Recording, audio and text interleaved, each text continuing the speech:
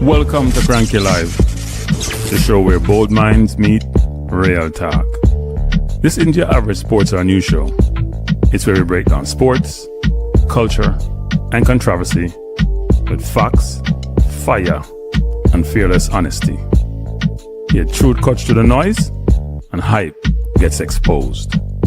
From football to track and field, from world issues to local debates, we ask the tough questions, speak without fear, and go deeper than the headlines. We don't follow the crowd, we set the trend. While others recycle the same tired takes, we bring fresh insight, unfiltered analysis, and bold perspectives. No echo chambers, no puppet talk, just real conversation for people who think for themselves. Listen with your brain, not just your ears. Think critically, question boldly, and speak freely. This is Kranky Live, where reason rules the mic and truth always win. Come on, let's get into it.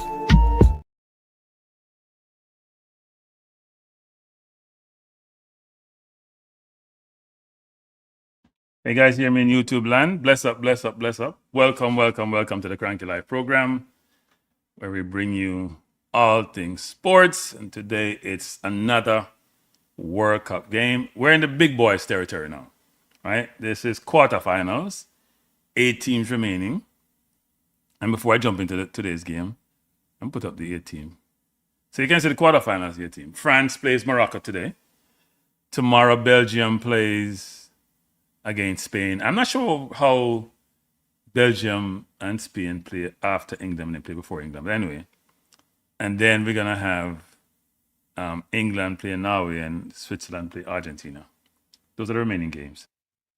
Before I start, Juras, Jargons, bless up, thanks for being here. Appreciate you guys joining me for what should be a very interesting game. And as I said, we're in the big boys territory. If you think about the last couple of World Cups and even the Euros, some of these teams are staples. Maybe not Belgium, but Morocco was semifinal last World Cup. France were in the final. Argentina won.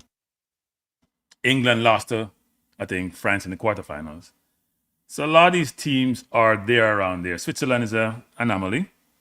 And even Belgium, who had the golden generation with the Hazards and the De Bruyne, that team has changed materially. And those changes were done in this last World Cup. So really a good setup. And Spain has been there. Obviously, they won the last Euro. And England lost. And people say England not good, but England lost. People think about England's record, 2018 semi-final, 2022 quarterfinal, no quarterfinal again, and finals in the last 2 Euros. So they have done well, just can't get over the line. But these are the top teams, and only 8 teams have won the World Cup so far, right? Only 8 teams. So it's a very prestigious group. England being the anomaly in that equation, frankly. Give more recent results, having won in 66. Spain won in 2010, Germany won 2014, 2018 was France, 2022 Argentina. So a lot of these teams are there and about there and continue to play really well in these competitions. If you look at the 2 teams, and these are the lineup for the game, you look at the Moroccan lineup, and you look at the lineup for France. The France team sort of picks itself on a continuous basis. This is the France team. The big miss here is what's his name? Sabiri for Morocco, who pulled a hamstring in the last game. He plays center forward. He's going to at least he plays center forward for Morocco. He's going to Bayern Munich. Huge loss, and scored about 3 in these competition. Huge loss for Morocco, but sort of regular team. You have the captain Hakimi, who is on the right. But look at the team. Bono, Hakimi, Mazraoui, Diop, Edine, Boadi, Talibi, Kunahi, Konos, El Ayanu, and Diaz from Madrid. And then for the France team, it's the same team. Apart from Bartola being out and put in Doué, you have Maignan in goal, Digny, or Lucas Dini from Aston Villa, Upamecano, Bayern, Kunde, Barcelona. These are all the known teams that these players play for. Saliba, Kone, and I think the way I see Kone playing, Arsenal should think about him versus even Guimaraes, to be honest.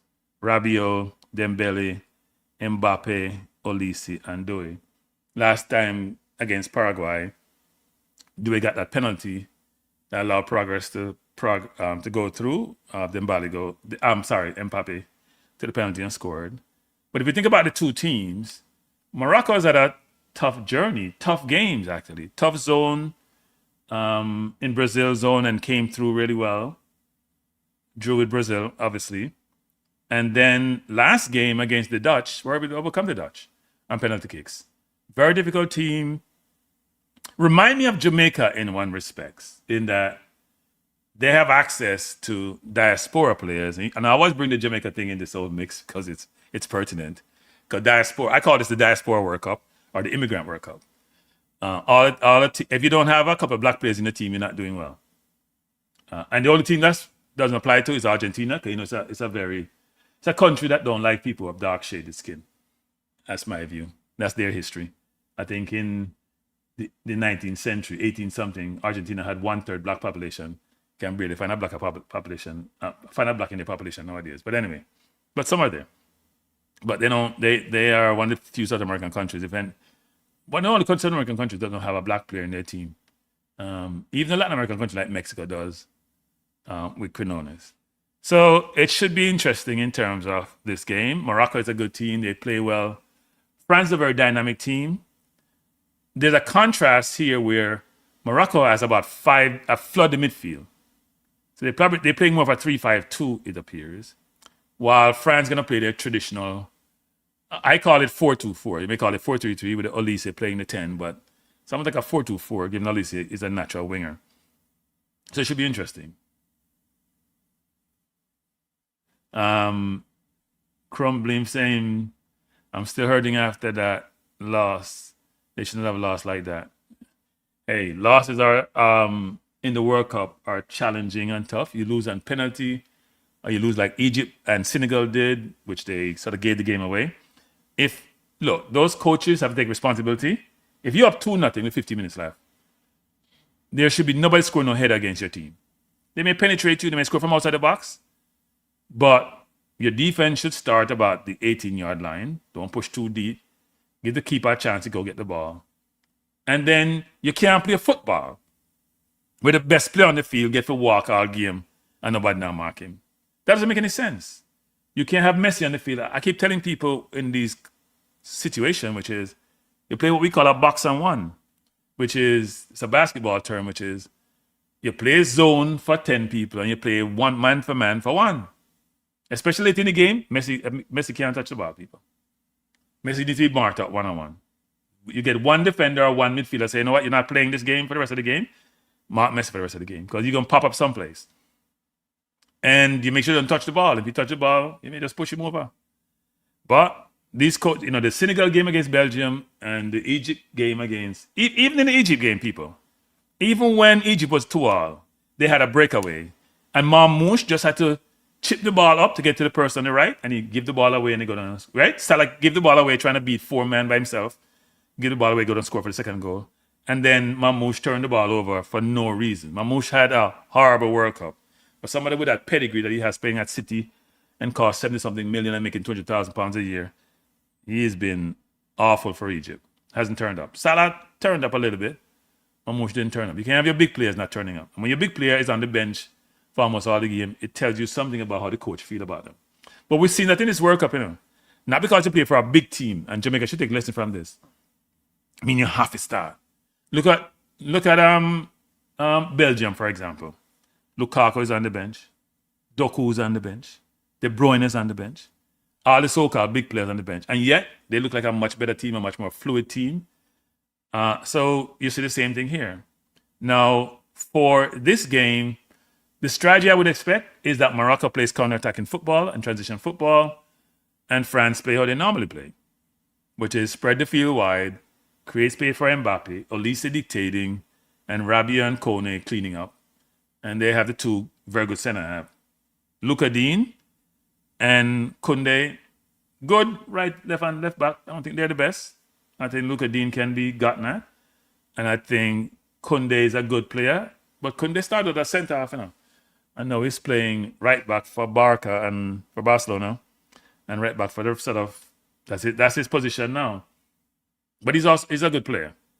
France is a very good team. But as Paraguay has shown, if you're very well structured defensively, and Paraguay didn't have too much good attacking players, apart from Enciso.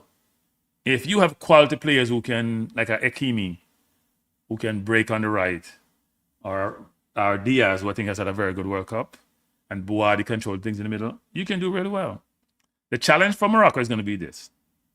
Hakimi loves to overlap. So how do you play Hakimi today? Because when he played against Brazil and he overlapped, he gave Vinicius Jr. ability when they countered to get behind the defense. Even though people, I have to mention this, Vinicius Jr. And I hear people talking about Arsenal should think about pursuing him. First of all, we can't afford his wages. Maybe we can afford his transfer fee, which probably about a 150. Can't afford him wage. Can't want about $500,000. We just kid away structure. But now I think it's that. Vinny can't play for my team. Vinny's a brilliant going forward. Vinny is one of the laziest footballer in a football people. And in today's football, you gotta play both ways.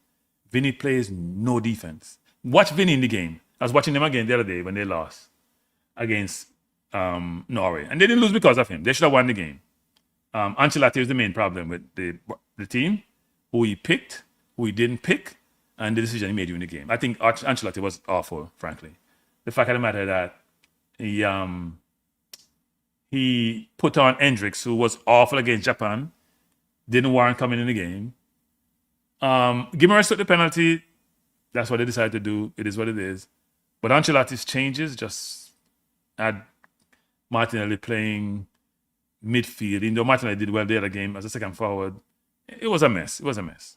But if you're a Brazil fan, feel for you. But Brazil also needs to improve because they keep complaining about players playing overseas versus playing in Brazil. I can't believe when people lose or they find an excuse for losing. How do you think Hakimi's legal issues in France are affecting him mentally in his performance?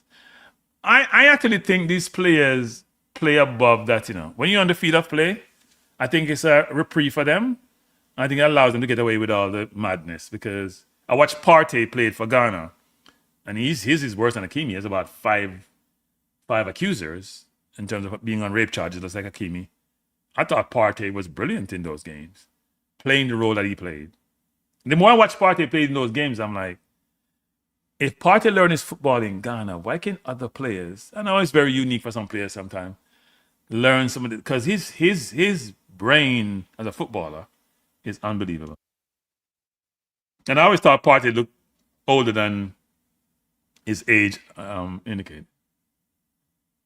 Yeah, I'm lazy on him. No, man, I'm lazy. Go watch a game, people. Ricardo, please go watch him. Watch him. He does no running back, Ricardo. Him fake jog to people. He does all he wants is the ball. Then he comes alive. Otherwise, he does nothing. And that's why they struggle. Because they have slow midfield in Casemiro and Guimaraes. Think about it. They don't have a 10, so then fake Martinelli, who will play some defense, but he's lost in that position sometimes. Or then play Paqueta there, who's not a good defender. So you have a slow Casemiro, slow Guimaraes. Paqueta don't play defense. Vinny don't play defense. Oh, if we win. That's why Norway doubled them in passes. But anyway, this is not about Brazil because they're home and they should be home. But they have to revisit their team and their coach.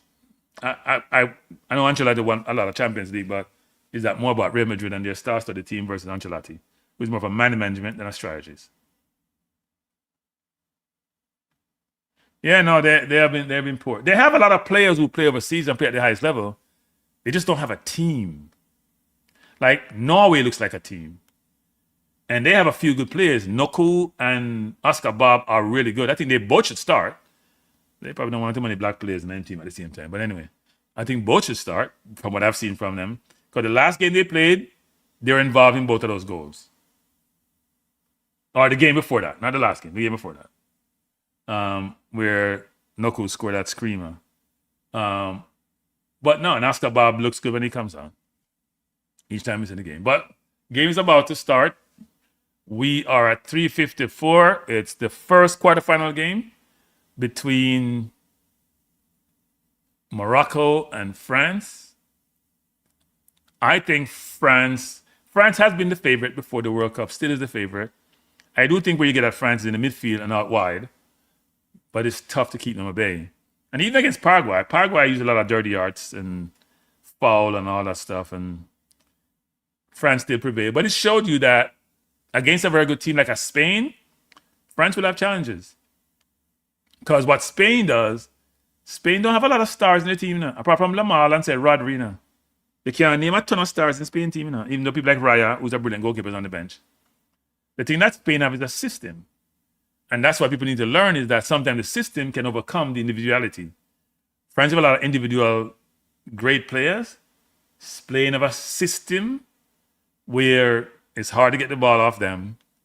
And even though they miss a lot of chances, they create quite a bit of chances, they punish you. They'll punish you in terms of sapping your energy because you're chasing them so much. So, looking forward to the game. Should be a good game. And let's hope we have a good game. Not picking a team. I think everybody expects France to win, and I would expect that they will. But it should be a good game.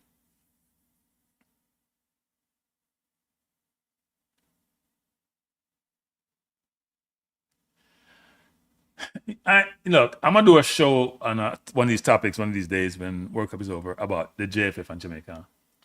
What I would say is this, is that the JFF, and no criticizing the JFF now, right? Because we have to move on. What's done is done. We're moving forward. The JFF needs to reconstitute itself because everything starts with the JFF. It needs to figure out what good looks like and then take it from there. And the first thing it needs to do is look inwards to figure out does it have the right people in the right seat with the right skill set, the right know-how, the right ability to execute its vision. But it also needs to create a vision. So it knows that it has a vision that it can leverage and use to then inform a strategy, to then inform a plan, and to then put process in place to execute the plan. Otherwise, we're going around in a circle. But yeah, to answer your question, I think they should participate in as many of these competitions as possible with the view that, you know what? The World Cup is the destination and we have to suffer and feel some pain to get that destination. So we may have to sacrifice short-term success for long-term gain. Doesn't mean not trying to get success in the short term, But you may have to make some decisions which are more in the long-term future of the country and the football than just getting short-term outcome and short-term results.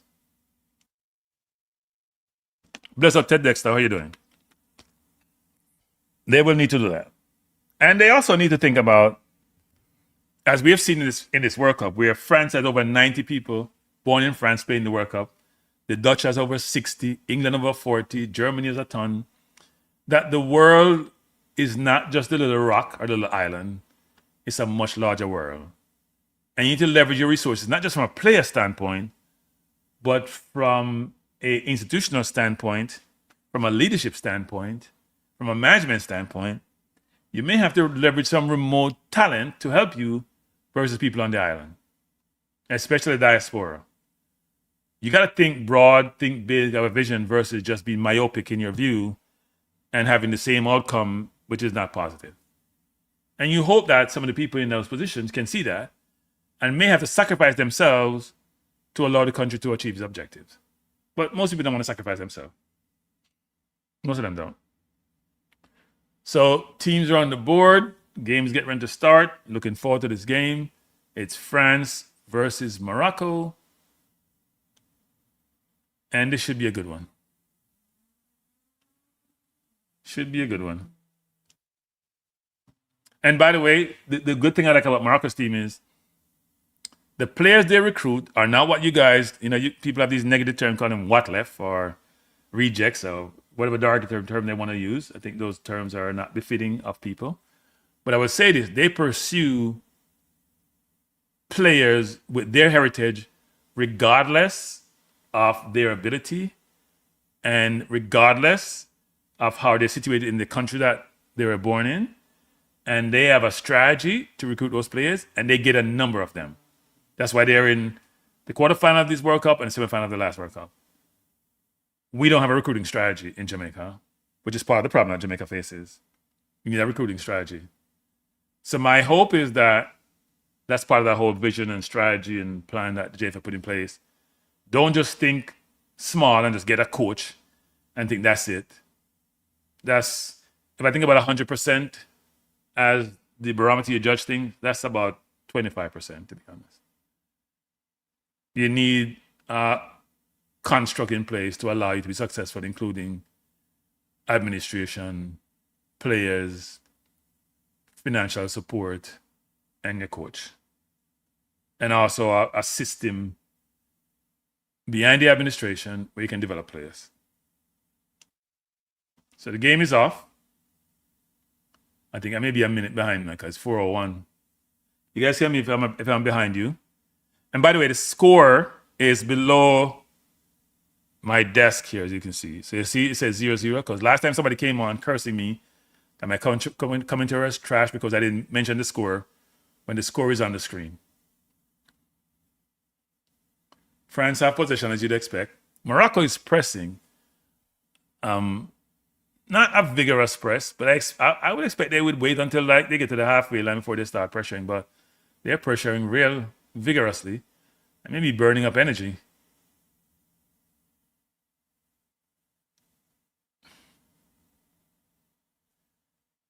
Who are you talking about, Keisha?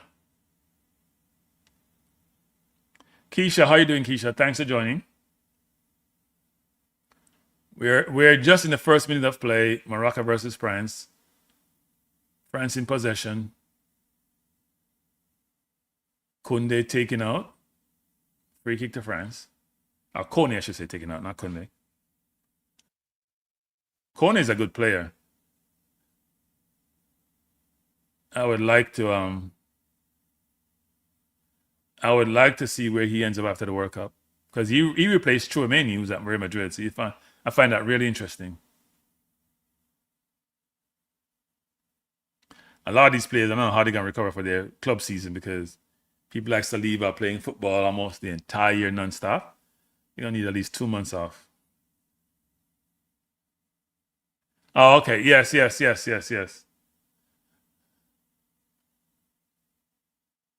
Here comes Morocco. Diaz has been brilliant, by the way, people. I've been watching Diaz in this tournament. That's why people like Diaz should leave Real Madrid. Don't be staying at no club where you can't get no game time when you're a very good player. It's a waste of, now okay, how good the money is, because you can make more money if you go someplace else and play really well. You want to see example? Look at De Bruyne and Salah. Ball turnover by Morocco, coming forward, Rabiot to Saliba. Back to Rabiot. Rabiot, he's playing a double pivot with Rabiot and Kone, which is not surprising.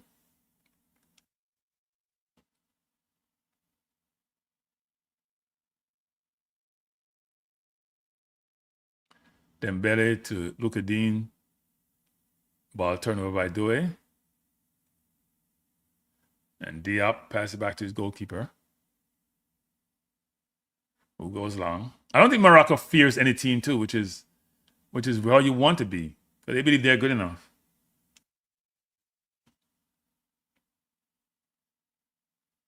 Three minutes in, score tied at 0. No one is dominating so far. Game has been played in the middle of the park. Here comes Mbappé on one of these mazy runs. Plays it wide to Dembele, who comes forward. Morocco has enough cover. Koundé go outside of Dembele.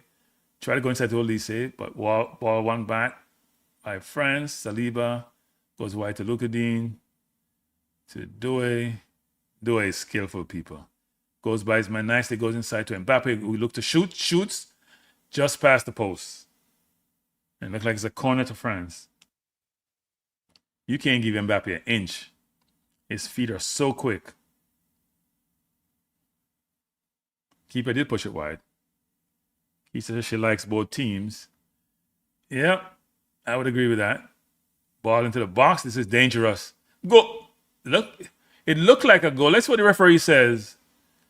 The keeper may have saved it, but it looked like a. I'm not sure if the ball went in. It may not have because I don't see the referee calling it back. So the ball to the far post, headed down, looked like it was in, but I guess not. They do have the technology to determine if the ball crossed the line. We'll see later when we get a replay. I'm curious to see this. Ball across the far post. Upamecano headed it down. The keeper did save it before it got over the line. Good head by Upamecano. Yassine Bonon was right there. Coming Mbappé out of bounds. Goal kick to Morocco. Morocco is on the caught surely.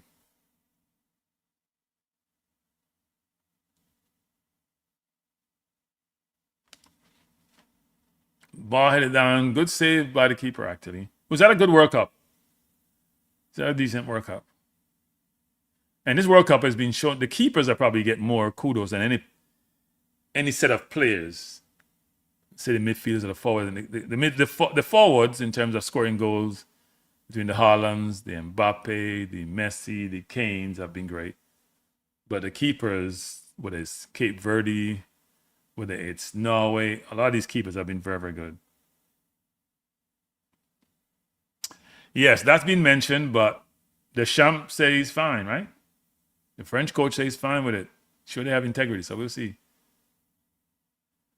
We are 6 minutes in, score tied at 0. It must be great for Morocco.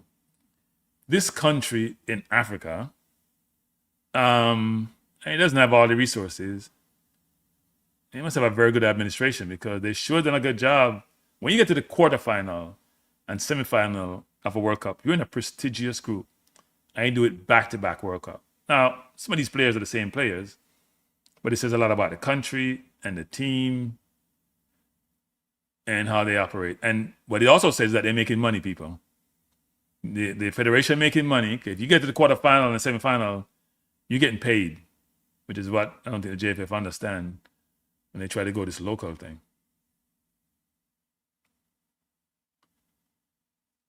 Here comes, I know people are talking about Boadi, but to me, Boadi just jogs across the field. He doesn't, when he gets the ball, he's pretty composed. But I'm not sure I'm impressed by his athleticism. I know he's only 18, but he doesn't seem to spend a lot of energy trying to get free to then progress the ball up the field. He jogs a lot. No, I don't think I've ever seen him sprint.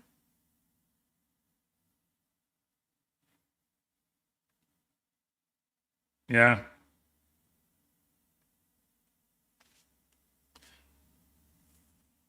Seven minutes in, score tied at 0.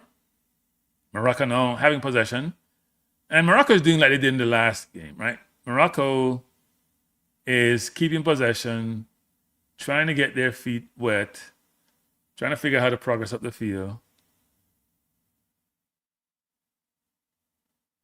And it's working. They're not keeping possession and letting France work. And France front four, they're used to pressing, except Mbappe, who operates like he's a little bit better than Vinny Jr., but when he was at PSG, he played no defense. I think he did a little bit better job for France, but not a lot for Real Madrid because him and Vinny competing about who can play the least amount of defense. Here comes France. Olise, who's been brilliant and has 5 assists in this World Cup. Rabiot, wide out to Doué. Doué going on his man, goes inside, beat one, turns it over. And here comes Diaz, who's tripped up. Should be a foul by the referee, and he does call a foul.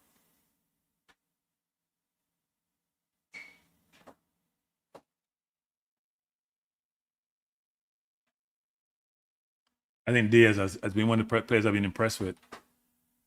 Rebounded after missing that penalty against Senegal in the the final of the African Championship. So Morocco now enjoying some possession, coming forward. Ball over the top, trying to find Hakimi. Out of bounds. Goal kick to to France. Yeah, Hakimi will have to deal with Saliba coming across, who's pretty quick, actually.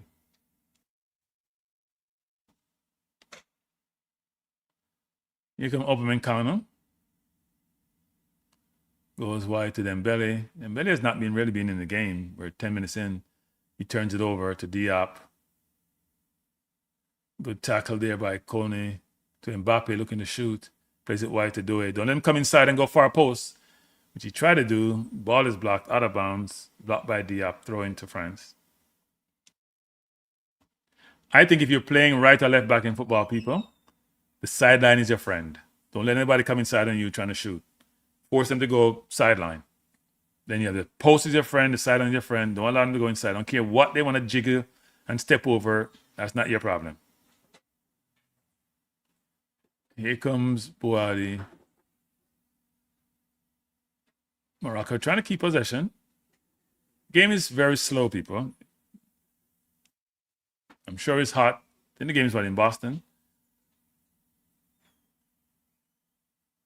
And go all the way back to the keeper. Look like he's gonna go to Bouhaddi, back to Diop. And just keeping possession. And France is not pressing with vigor. Almost like a half-hearted press. I'll try to go along one-on-one with Saliba. Ball headed out. Or with Luka Dean, I should say. We're just playing what we call in Jamaica, bat up and catch. Just playing the ball from one side to the next. No pattern. And this is where Spain differs from most teams. Spain always has some pattern of play. And don't ever struggle to keep the ball. Ball over the top, trying to find... Again, they're trying to run Hakimi off his man. The question is, when Hakimi is upfield, what happens? And here comes Morocco, goes wide. Really poor pass there, actually. Player saying he got fouled. He turns over. Here comes Spain. Here comes France, not Spain. France trying to come forward with Dembele. Goes wide to Conde. Goes back inside to Olise, who's very deep. Olise coming forward. Game is a little bit slow.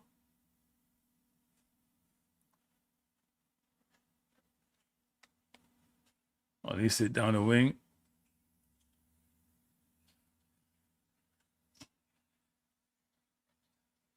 Comes all the way back. Ball to Upamecano, to Saliba. They're playing around at the top, and Saliba turns it over. A really bad pass with Saliba, and here comes Diaz. He's going 1 against 4, and he's tripped up from behind. That should be a foul, referee. That's a foul. Referee says play on. That's a foul. That's awful. That's a foul. And he's down. That's a foul. I didn't see that again. Is he saying he touched the ball and then touched the man? It looked like a foul to me.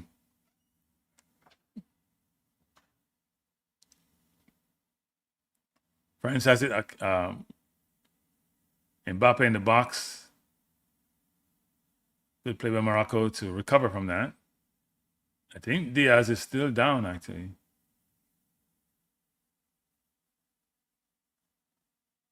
So if France scored from this play and he was fouled, they call it back like they did against Egypt. And Diaz has gotten up.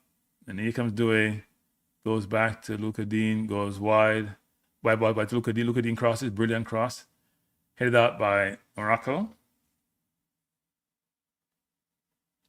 Here comes France again.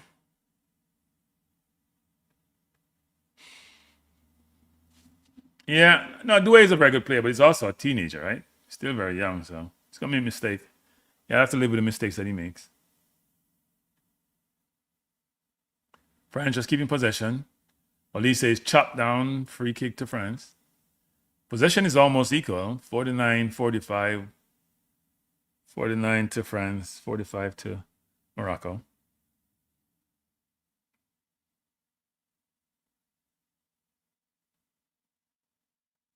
It was a clear foul. It's not even close, people. Kone's foul on Diaz is not even close. It's a clear foul. He touched no ball, tripped the man up, and referee said, these referees are incompetent. Like that, he's right there. It's incompetence. Nothing else you can call it. Plain incompetence. He's not cheating. Here comes France. Ball wide, headed out by Morocco. It was a Conde. Conde comes wide to Olise. Going to go wide to Luka Dean, who's a very good cross off the ball, by the way. You can see that Aston Villa is a really good left foot. Doué looking to go inside, does. Mbappe is free, turns it over, and here comes Morocco. Goes all the way back to the keeper, who almost turns it over. Very calm. And Morocco is playing out. Ball to Boadi. Boadi goes all the way wide to Hakimi. Morocco is a very good team. Ball out to Diaz. Diaz to Hakimi, 1-2. And Diaz turns it over. He had his man. Hakimi is a foul. Referee does call a foul. Hakimi got blocked. Referee does. It wasn't Hakimi. The player who was with Diaz, which is number 8, Onahi, he got blocked off by Luka Dean. Wow. I didn't say blocked off. He sort of stepped in his ankle, frankly. So free kick to Morocco, 15 minutes in. France doesn't look dominant in this game. And Morocco is showing that they're not here by luck. They're here because they're a quality team. Yeah, but he's not getting enough help over there, though. He needs help from his left side midfielder, who is supposed to be Rabiot. He's not getting that help. So free kick to Morocco by awful kick by Hakimi. I have no idea what he was trying. Maybe he was trying one of those Ronaldinho goal against Peter Shilton in the 2002 World Cup. But that's the only thing I could think why he took that free kick the way he did. Quite a bit of Moroccan fans in the. Can you imagine being a Moroccan fan in football today? You have a lot to cheer for. Here comes France. So do French fans, actually. France trying to play out, and Morocco is pressing. Ball headed by Dembele, poor header by Dembele. But France recovers. Luka Dean to Mbappe. Mbappe shrugs off one. It looks like he's trying to run by all these players. Ball out of bounds, throw into Morocco. Mbappe is not happy. Thought the ball went off a Moroccan player.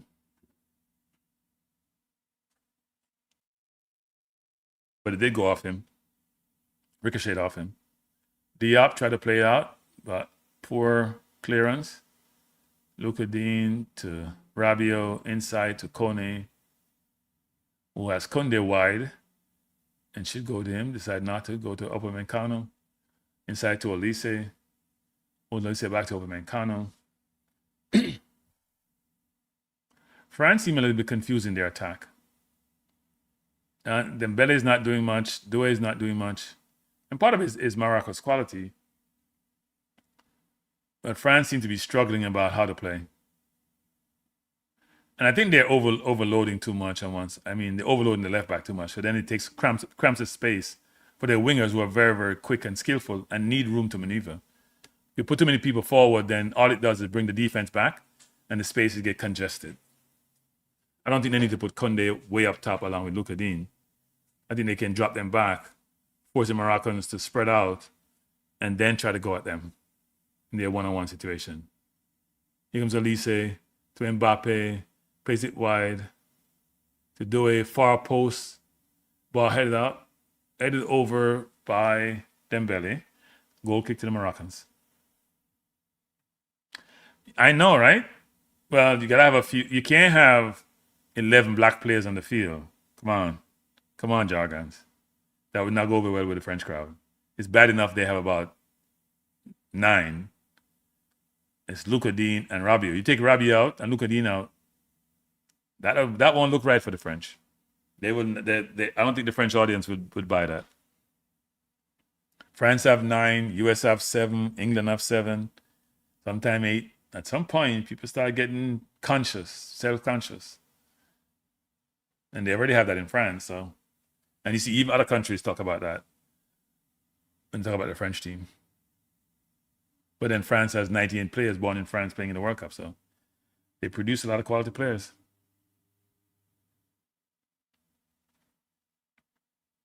Here comes France again, 19 minutes in. And the score is tied at 0. Neither keeper has been tested so far. France now enjoying some possession. The winner of this game plays Spain next Tuesday. Spain playing against Belgium, who are very good against the US. Here comes Dembele looking to shoot. Shot blocked. Morocco now dropping deeper and deeper. So Morocco playing a counter-attacking football, and France will be susceptible to that counter, given how far they're up the field. But also, I think Diaz needs to be closer to Saliba. I wouldn't have him that deep because when you get the ball, you can't get out. Sometimes you have to force the team to bring back more defenders, which means they have less people in attack. Here comes Dembele. Plays it to Koundé, looking across, does corner to France. Mazraoui with the block. If you just joined us, we are watching the first quarterfinal of the 2026 World Cup between France and Morocco. It's been a stalemate so far. Frank doing most of the attacking. Neither keeper has been tested. No clear-cut chance. Maybe one clear-cut chance, a header. Just saved by the keeper. But apart from that, nothing much. Ball crossing the box. And that was to Rabiot, and he should have done better with that, actually. Headed over the bar. If he'd gotten over that, it's a chance. Maybe his feet are heavy, he can't get up, but that was a chance. Morocco trying to play from the back, but that's not good. They're getting themselves in trouble. They need to dump the ball. I know they want to keep it, but that's not good trying to play out the way they have. Here come Doing. Plays it back to Rabiot. Goes all the way back to Saliba. To Upamecano. Ball playing to Elise in the middle. Boadi doing a good job. The two central midfielders for Morocco doing a good job of ensuring that Elise doesn't get in the room. Rabiot to Elise. Trying to go far post to Koundé. Poor pass. He has no right foot, and it shows. Out of bounds. Goal kick to Morocco. Yes, he should have done better. I would agree. But he can't. And I don't think he have the lift to get up to head that down.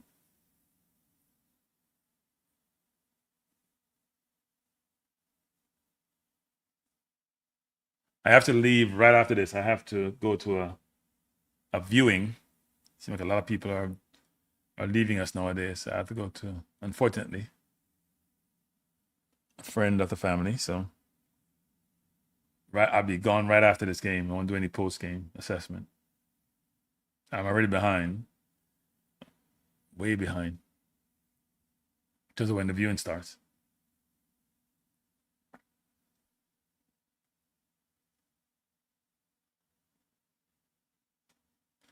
If you just joined us, we are watching the first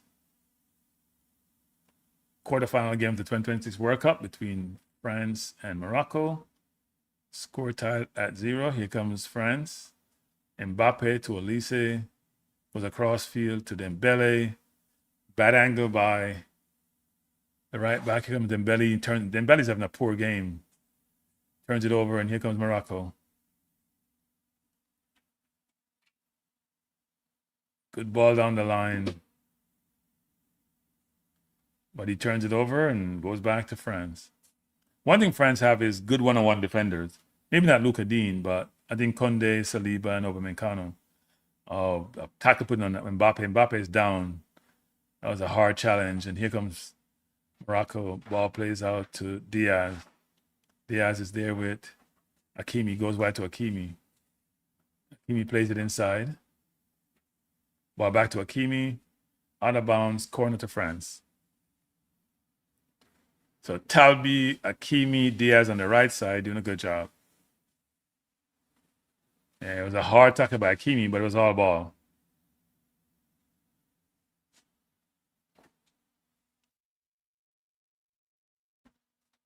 Ball in the box, plays out, picked up by Mbappe. Plays to Doué to Elise. Elise turns it over. Wins it? France wins it back and turns it over again. Ball plays out to Diaz. Diaz has it. 1 against 4. Goes back inside to Talbi. Talbi will have Boadi outside. They play Buadi, El Canus, Diaz, trying to play the ball around, trying to find space, but France is pretty compact.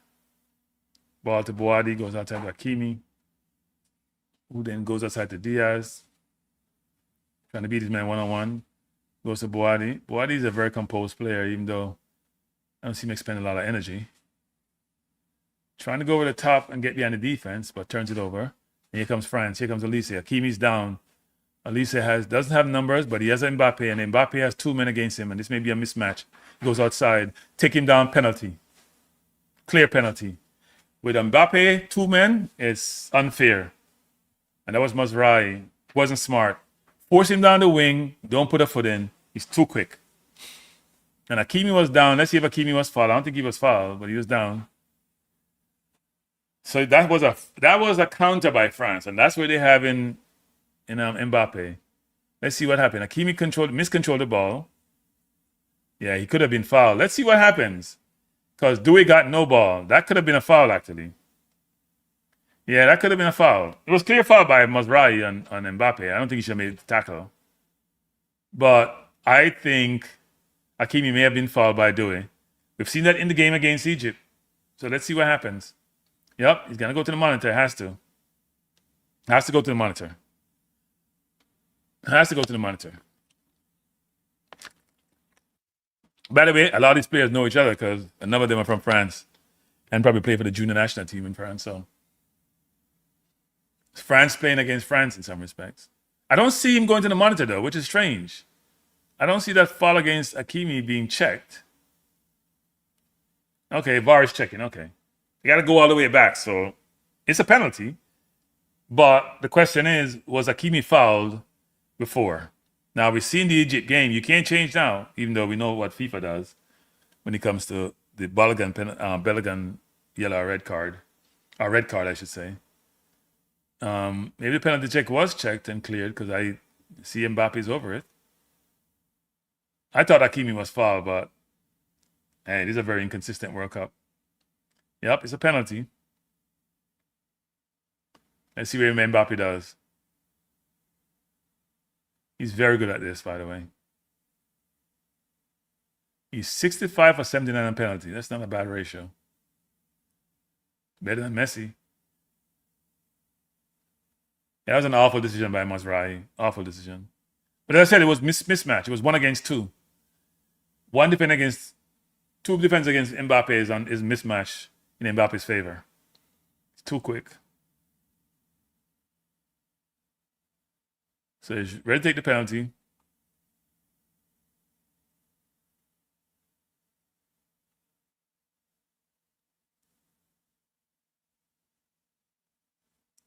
What are we waiting for? Is it? I'm not sure what we're waiting for. Taking forever. They must still be checking whether or not. No, let's see. It's a penalty. Make sure the keeper is on the line. The players are behind the line. VAR check is over. They decided to give the penalty.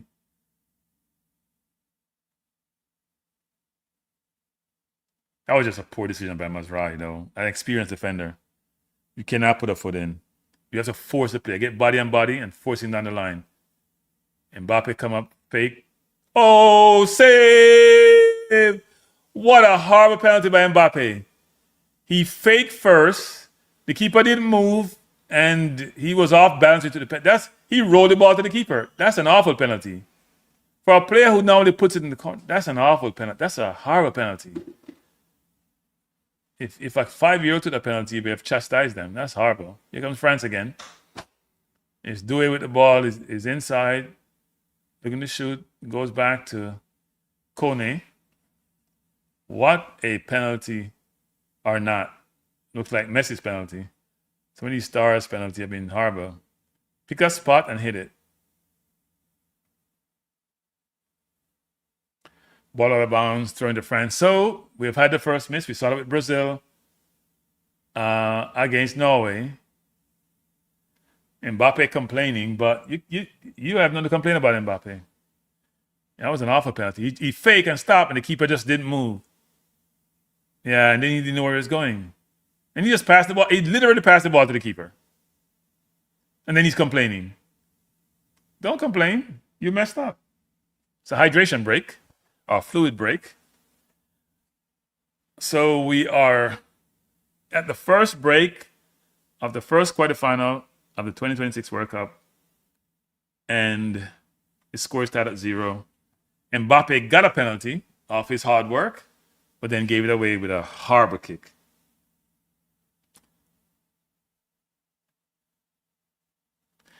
Yeah, I know. You gotta go and kick the ball. You gotta get the ball on target and put your foot through the ball. That's my view. If the keeper save it, him save it because he can move before the ball is kicked. So therefore, if he dive right and you don't go with the power top corner, then you gotta lean over the ball, lean into the ball, pick a corner and put your foot through it. This hesitation stuff is getting people in trouble. Saw Eze do it in the Champions League final. See Mbappe do it. See a number of them do it. The one thing you shouldn't have is a centre half taking a penalty, unless it's Richard King. Because I saw Gabriel in the Champions League final. I saw Akande from Switzerland. I saw, who else I see? Somebody centre half has to take penalties, and it's way over the bar. It's not even close. It's like a clearance. Don't have no centre half take a penalty. Mbappe will score 2. Well, yeah, he should have scored 1. So we'll see what happens. He should have scored 1. He didn't. That was poor by Mbappe. Harbour penalty. But it makes the game more interesting, right? He scored 2 early. France scored 2. Morocco feel despondent. And then it's not a good game. So, still a good game. Still a very good game. If you just join us, we are watching. We're 30 minutes in, 2020. And you know what? Maybe justice was served. Because I think Hakimi was fouled. I would say this, even though I've criticized referees in the Premier League. Some of these referees are really bad. They make so many blunders. Like Mbappe got cut down, no foul. Diaz got cut down, no foul.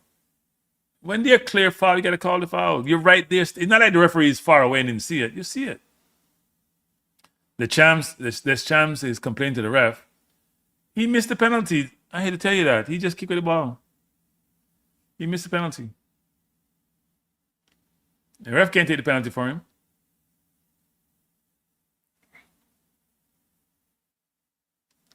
So we're in the 31st minute, 32nd minute. Score still tied at 0. France now dominating possession. They're now up to 58% versus 35% for Morocco. And if he doesn't add to 100, it's because the rest of it is just kick up and down, what they call a contest. Here comes France again. Ball to Dembele. Looking to shoot with his left foot. For a corner, way out of bounds. Dembele's having a tough game. Yeah, Diop has always been a decent player, you know. And sometimes the World Cup make you look much better than you do because you have better players around you. And sometimes you're much better than you are because of your club team, you don't have good players around you. So the perfect example of a World Cup star who didn't materialize at club level is Rodriguez from Colombia. He's the epitome or the epitome of a player who looked brilliant at the World Cup but was ordinary at club level. Here comes Mbappe again. Doe, sorry. Turns it over. Morocco wins it. Here comes Hakimi. Coming forward. And plays out of bounds, trying to find Diaz by Talbi and turn over to France. So Elise turns it over, run into trouble. Elise is having a tougher time in the last few games. I guess as the competition improves, quality shows or don't show. One thing I like with Boadi, he's very calm and composed under pressure. He turns out of trouble really, really well. For an 18-year-old, says a lot about him. Here comes Morocco. Just playing the ball around France. And France is not pressuring with any vigor. They're pressuring like how Brazil pressures. So it's when you have too much stars in your team sometimes. You can't get a defensive component to materialize. Here comes Morocco, Hakimi to Talbi, Morocco all the way back to Diop. Diop goes across field. Morocco coming forward, but not really playing through the lines really well. They look good in there, just above their 18. As soon as they get across midfield, it's a different story. When they get across midfield. So right now they have the ball, and France is allowing them to keep it because they're no threat. There's Boadi looking to go wide. It does to Diaz, who goes back to Unahi. Brilliant touch by Boadi. Ball plays wide, trying to go to the line to Diaz, but covered by Upamecano. Ball headed out, and here comes Rabiot. He turns it over to Diop. Mazrahi. And Mazrahi gave away that penalty. That's heresy. You can't give a penalty like he did. But he got lucky. Mbappé bailed him out. I just talked about Boadi and he gave the ball away. Good take by Doué. Doué going forward. Brilliant save by the keeper. He has to hit it. He has to score that. I just talked about Boadi's composure under pressure. He tried to beat Doué, who dispossessed him. And a good press by France. And then Doué didn't get much meat on the shot. He rushed it. He had time and he had space to pick a corner, and he didn't. So it's a corner to good save by the keeper though, but the ball was close to him. Corner to be taken by Olise. Referee saying the ball is not on this corner spot, so it needs to be placed there before he can take the kick. Good corner, headed up by Astanias Kunde. France getting chances, you know. That's about the third header they should have done better with. Here comes Morocco. Morocco having difficulty passing half line out. The referee didn't call foul on that. And 2 players are down. These referees don't like to. I think they told the referees to let the game flow. They took it to an extreme. They're confused about what entails to be what's a foul or not a foul.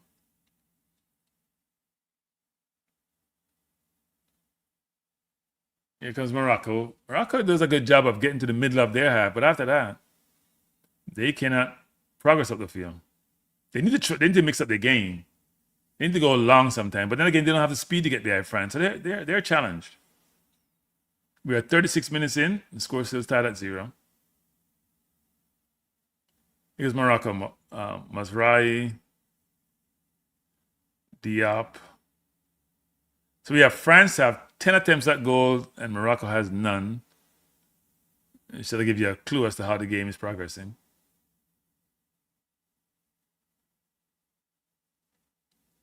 Here goes Morocco. They're not getting on the field that well. And you know what in these games, people? You get all that pressure, you score 1, you lock it down, you win 1-0, you go home. France is timing their press. They have a very synchronized press. They let them have the ball for a while. Don't allow them to cross half line. As they cross half line, they pressure them quite a bit. See, and bad touch, really bad touch there by El Ainoui. Turn the ball over. And Falcone, free kick to France. Yeah, Doué should have done better with that shot, actually.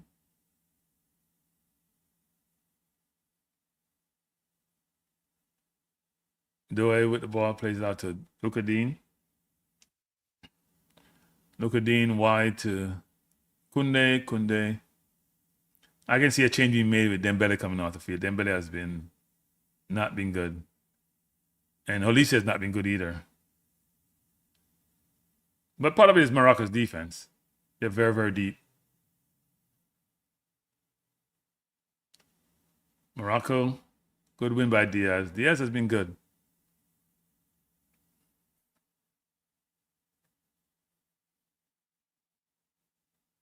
Got a stint at Arsenal. Who would that be?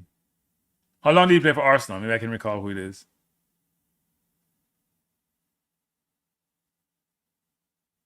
French player got a stint at Arsenal. How long was he there for? There's a lot of French players who played at Arsenal. Quite a bit.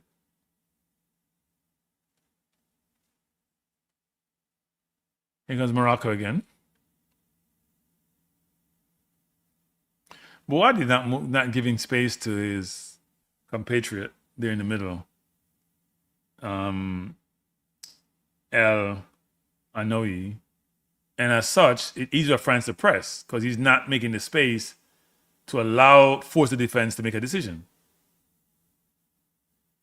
Boadi again into Anoyi. Here comes Morocco. This may be good. Going upfield, they find the one danger man in Diaz, putting pressure on the defense, play the ball inside. Cross blocked. France wins it, and here comes France again. Ball headed in by Morocco, out of bounds. Goal kick to France. Poor header.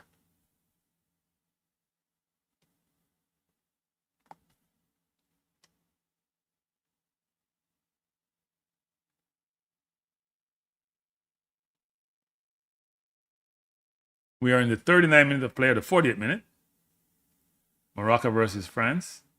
Not the most enterprising game, and not a lot of eventful events in this game. I thought it'd be a more enterprising game and a more watchable game. It's based on how Morocco is playing, but it hasn't been great.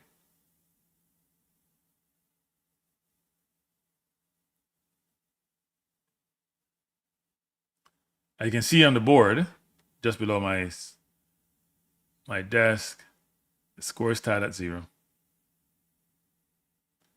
Here comes France, turns it over again. Diop to Mazwai. And here comes Morocco. They're having trouble passing half line, though, which is not good. They were much better against Brazil or the Dutch. I'll show you that France is a different team. Because they have to keep so many men back. Even when they've written the ball and gone upfield, they can't overcommit as they have in the past. And even Hakimi is not just going ahead gung-ho, because he'll make sure he can recover in their transition defense.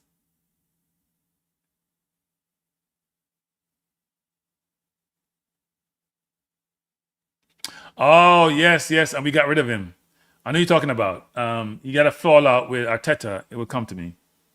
And he went back to France. He was in the French national team. He played at Marseille, and I think he went to Spain. He was in the French national team. Yes, he was there under Emery, and then Arteta came over. He had a big fight in a game, big blow up in a game. Which team he played, and they blocked the keeper, and he got involved and telling the player how much he makes and all that. Yes, he looked like Rabiot. He have long flowing hair. Tall. His name is eluding me, but I know what you're talking about. You're right. I'm surprised he's not in the squad because I haven't heard about him for a little while, actually. But I know what you're talking about.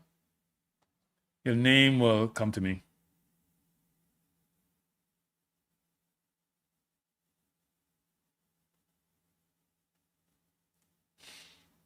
No, you're missing nothing, people. It's the same old game. Boring, slow, prodding. Morocco playing to get up to the halfway line and turn the ball over.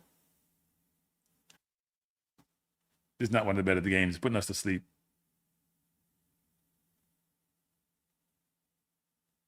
And France is so quick that when they beat a France player, the player recovers.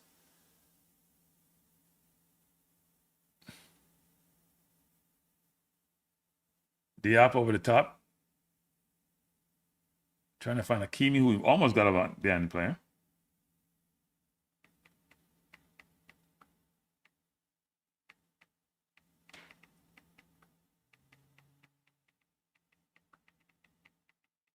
If you just join us, we are watching quarterfinal game between his name was Guendouzi. Matteo Guendouzi. Between Morocco and France. Morocco 0, France 0. Here comes Kone. 3 men on him. Does a really good job of keeping possession. Get the ball to Doué, who goes inside to Rabiot. Rabiot should have looked for Dembele. Decided not to go into Mbappé. Mbappé went back to Upamecano, who should go to Dembele. He decided not to. Now he does, when he's not in a position to do anything. Dembele coming forward. Turns. Plays it out to Upamecano, who goes inside. Try to go inside to that looked like Kunde out of bounds. Goal kick to Morocco. Yeah, it's Guendouzi. It's G, it's not B, it's Guendouzi. He had a temperament problem. He had an attitude problem. That was his biggest issue, his attitude. At least that's what's being in the press. I don't want to blast the player and say things about him which may not be the case, but that was what was provided by the press about him having an attitude problem, and that's why he was difficult to manage. Arteta got rid of him. But yeah, he came to us as a teenager and did a good job. Played a couple of years, and then I think when we played Villa, we had a big issue, if I'm not mistaken. And Martinez was the goalkeeper. Was it Villa? I'm trying to remember what game we had a really big issue. Or was it Brent? I'm trying to remember which team. It was a kid who played for Brighton. He used to play forward for Brighton. I had a big blow up with him. Played for Brighton, then he played for Everton. Can't remember his name. 5 minutes of extra time. 45 minutes in. Scored, tied in this boring game. Brilliant ball to Mbappé, but the keeper read it. Came off his line and played it out.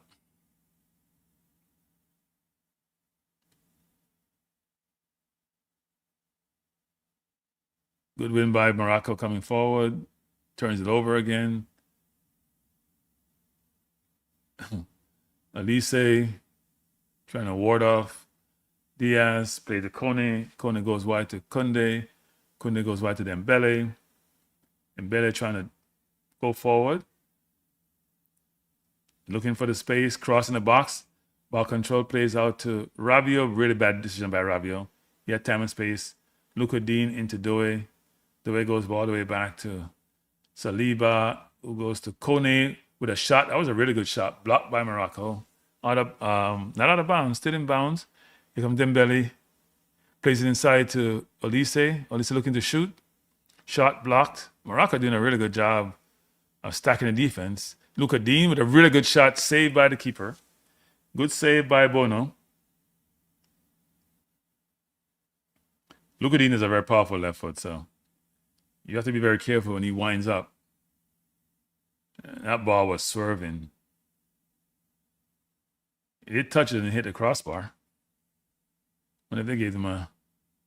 Yeah, he barely touched it. It's fingertip.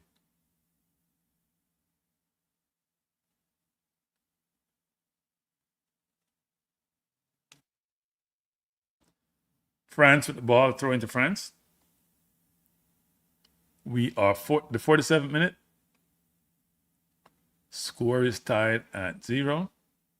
Morocco 0, France 0. France has dominated the ball of late and have been the more dangerous team. Morocco have defended well, but haven't done much attacking-wise. Here comes Doué again. Down the wing, great defense by Hakimi, out of bounds. Goal kick to Morocco. Doué saying he got fouled by Hakimi. I think he's right. Hakimi jumped into him, grabbed his shirt, pulled it. Very, very smart by Hakimi. If that was in the box, you'd have to ask the question, is that a penalty? You won't get a free kick for it. He was grabbing his shirt and pulling him down. And to be smart about it, doesn't realize the camera sees everything from different angles. But also, Doué was holding his shirt, so it's a half dozen of the other. Okay. Here comes Dembele. Has space and time. Beat his man, tripped up. Now the referee says not a foul, play on. And here comes Morocco. Morocco coming forward. Have time, has space. Don't have enough men though. There's 6 defenders back against 4 attackers.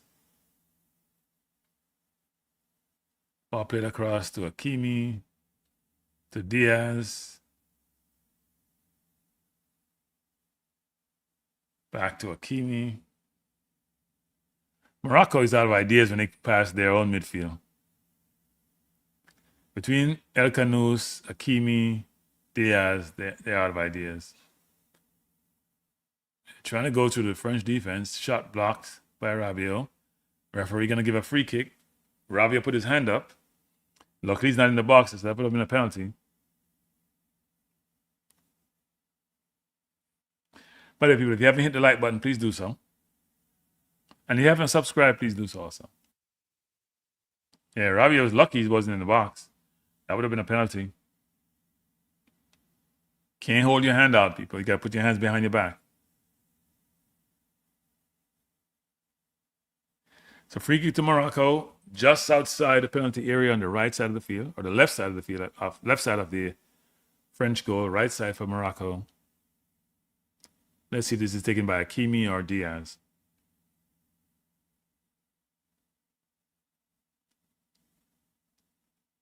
To me, this is a Diaz over the wall, top corner. You know, Hakimi looks like he's going to take it. It's an awful free kick. I guess as the captain, he decides who takes it. That was an awful free kick.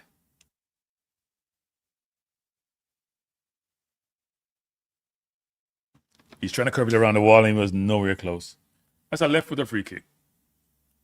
That's not a right foot free kick. So we've ended the first half of the game between France and Morocco. Score is tied at 0. Not a lot to talk. I don't think I should even look at the stats here because there's not a lot to look at, except France has dominated possession. They have dominated chances. They've dominated number of corners taken. What they haven't dominated is the scoreline because the game is tied at 0. I'm going to take my normal 1 minute halftime break. I'm going to come back and we can go through some of the stats. I'm trying to see if I got any.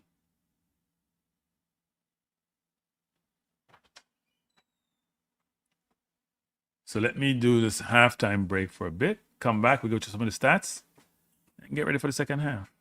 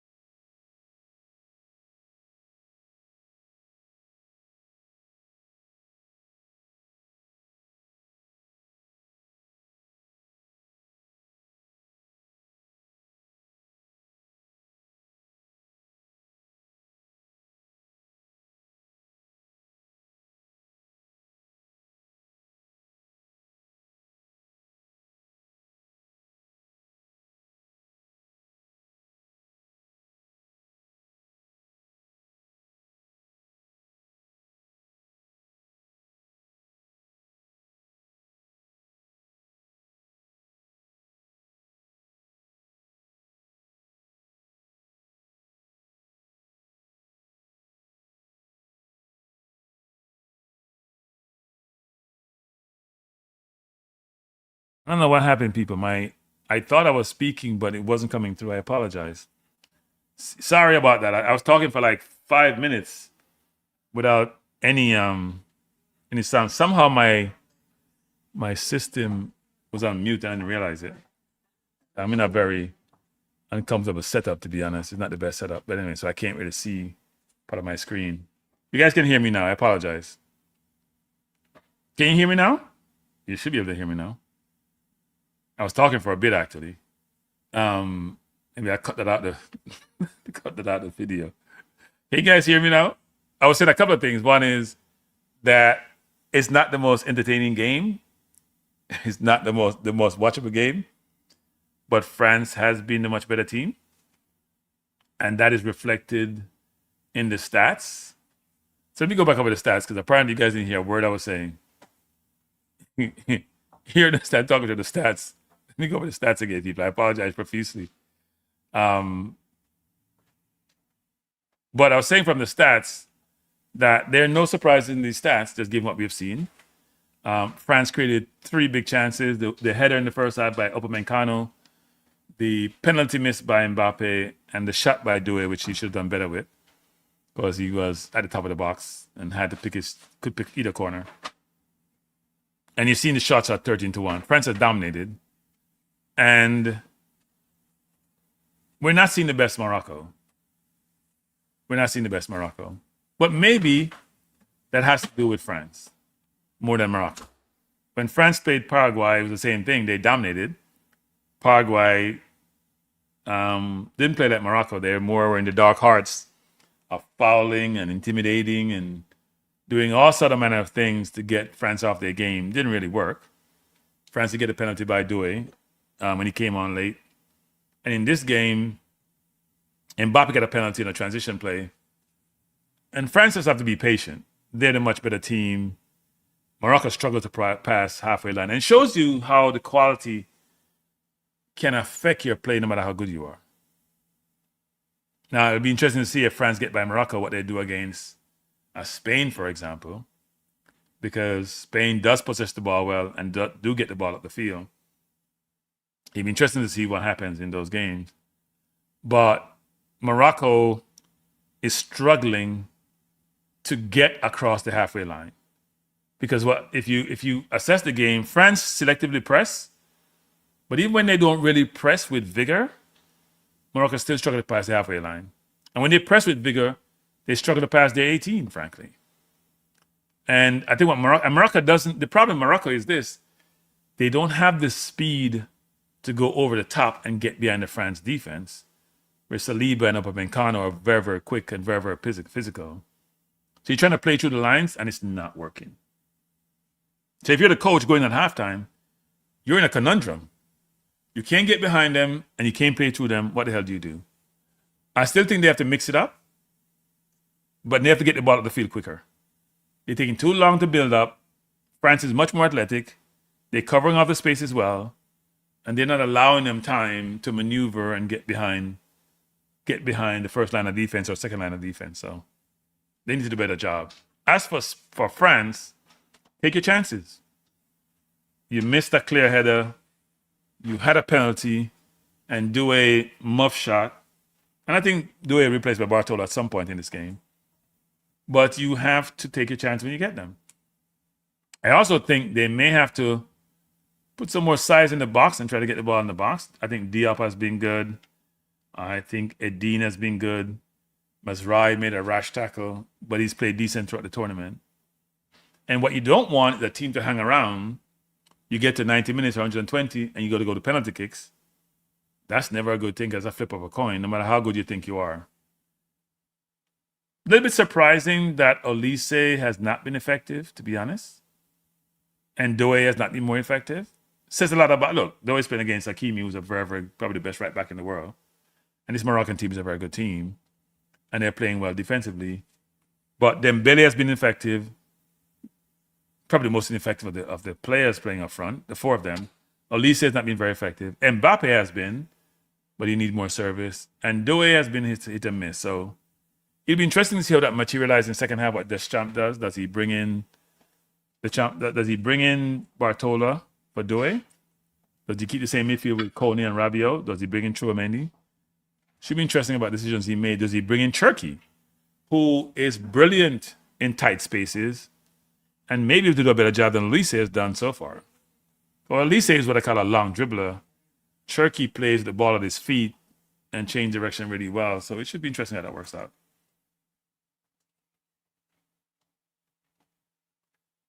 I don't buy that. What does the weather have to do with playing the ball on the ground? I didn't see that. Are you saying because it affects their energy? It's too hot? That could be an issue. But I don't see where I see players dragging. Morocco seemed to be more comfortable in the weather than France. But France they got chances to score. They should be up 2-0 or 3-0. Morocco doesn't look like they're going to score between now and next year. They look no closer to scoring than they have been at the start of the game. So don't know how that will work out. I don't know how that's going to work out. But they don't look like they're going to score anytime soon. So not sure how that will work out in terms of Morocco and them being able to provide the challenge that's needed. Tomorrow, Belgium at 3 p.m. Belgium plays against Spain. It should be an interesting game. Belgium just destroyed the U.S. If the U.S. self-destruct at some point, but the U.S. were never good in attack against Belgium. Belgium could have scored more. There was no Doku, there was no De Bruyne, there was no Lukaku. Lukaku came on. De Bruyne. Lukaku and Doku came on later in the game. De Bruyne didn't. So maybe they moved on from De Bruyne, but they look very, very good. They look very, very good. And by the way, you guys should not be listening to the halftime pundits. You should be listening to Kranky. I'm very disappointed in you. But it's all good. It's an interesting game. And from the context of who's going to go forward, France, the closer you get to 90 minutes, the more they're going to get nervous. Now, I see they're showing the Moroccan team, and they will be besieged by Onahi is doing all the talking. You would think Hakimi would do all the talking. But a lot of discussion. Hakimi's now speaking. So they're having conversation about strategy. But they're the inferior team. No matter how much they want to talk, quality is quality. France is a much better team. The Heat? Okay. I didn't see where the Heat... Well, you can't really tell, right? Maybe people are conserving themselves because they want to see if they can last the entire game. But if you're France, you should be conserving anything given the quality that you have. You should just play. Okay. So the Moroccan players don't seem to be affected, but then again, they're only playing mainly defense.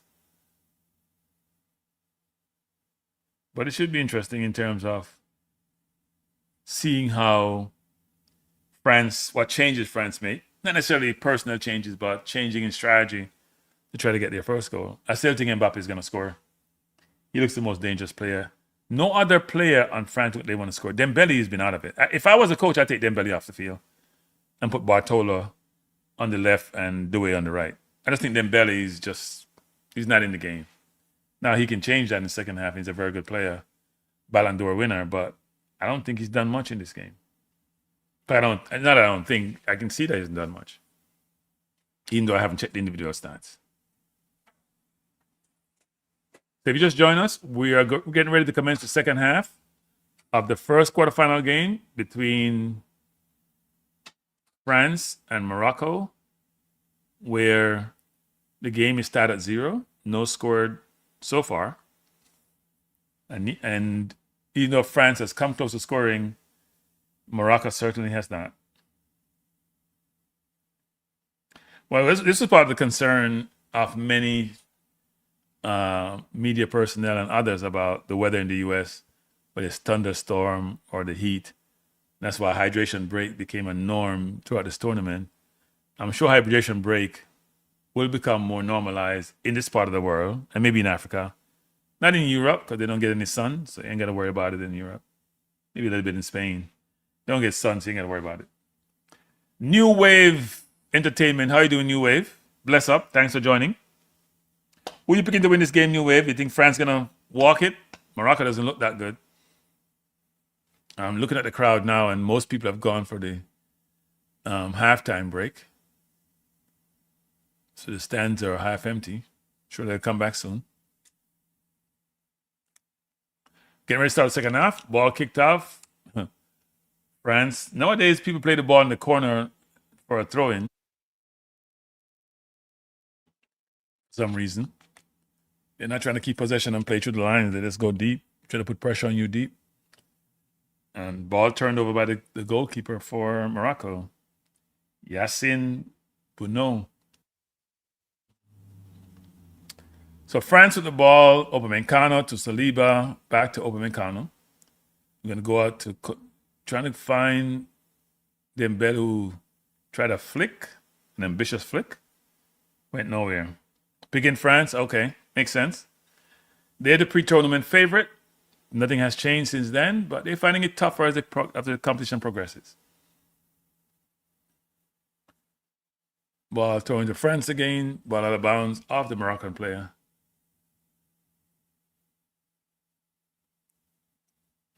France, neither team seems to have made any changes. I guess both coaches must be happy with the players so far. I still think in the first half, Dembele was the offensive potency of France is well known. But only to me, Mbappé distinguished himself in the first half. We'll see what happened in the second half. Kone to Dembele to Olise, who goes deep to Saliba. Back to Olise, crossfield to Kone. Goes wide to Kunde, Kunde to Dembele. Dembele tries something. I have no idea what Dembele was doing. Played the ball between the legs, but it went to no one. Here comes Morocco, and they have a breakaway. And they have numbers. They have a man wide. Hakimi's wide. He has a chance to shoot, and he cuts it back. If he just shot one time, he had a chance to score. I have no idea why he stopped the ball and played back, and now the play is broke down. Here comes Talbi against Kunde. Plays it inside. Ball in the box and turns it over, and here comes France. No, one back. Diaz, we have shot, blocked. Both teams struggled around the 18-yard line, and that was poor by Morocco. They had a chance to do something, and not sure why Hakimi stopped the play. Well, here comes Hakimi again. Morocco's gotten upfield much further than they have throughout the entire first half, and look dangerous doing so. And France is walking. Look at the France team. They're just basically just walking. Maybe the weather is a factor, as you alluded to earlier, by a number of you in the chat. Okay, bless up. I don't think it was really Kunde. I think it was a bad decision by Hakimi. He has to shoot that ball. Here comes Morocco.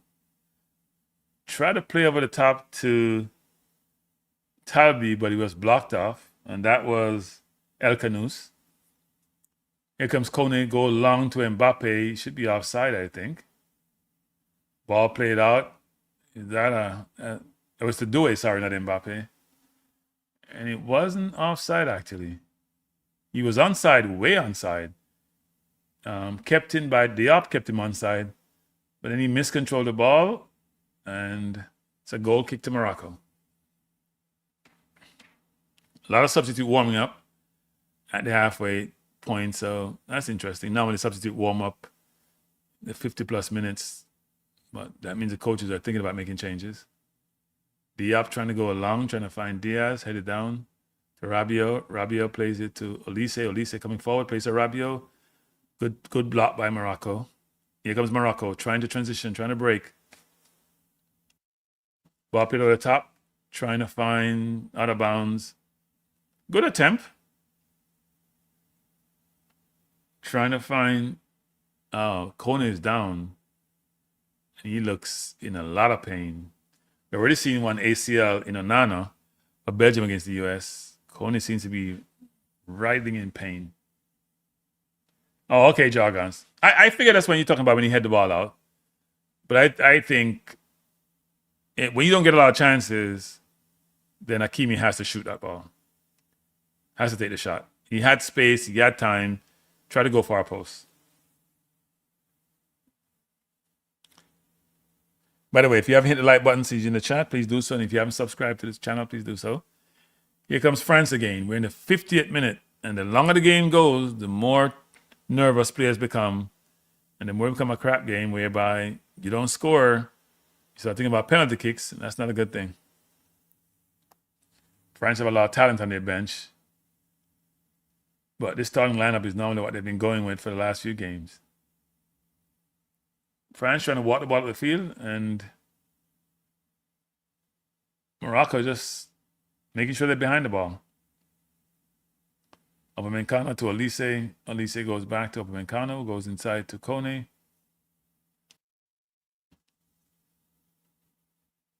Kone coming forward, turns it over. Morocco. This game is difficult to watch. I'm not going to lie. Maybe we've been spoiled, or I've been spoiled so far in this World Cup.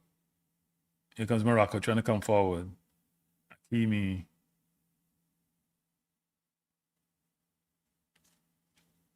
Morocco has numbers. 3 players on the left side against 1 defender. Ball played out wide to Talbi. Talbi trying to go inside and turns it over.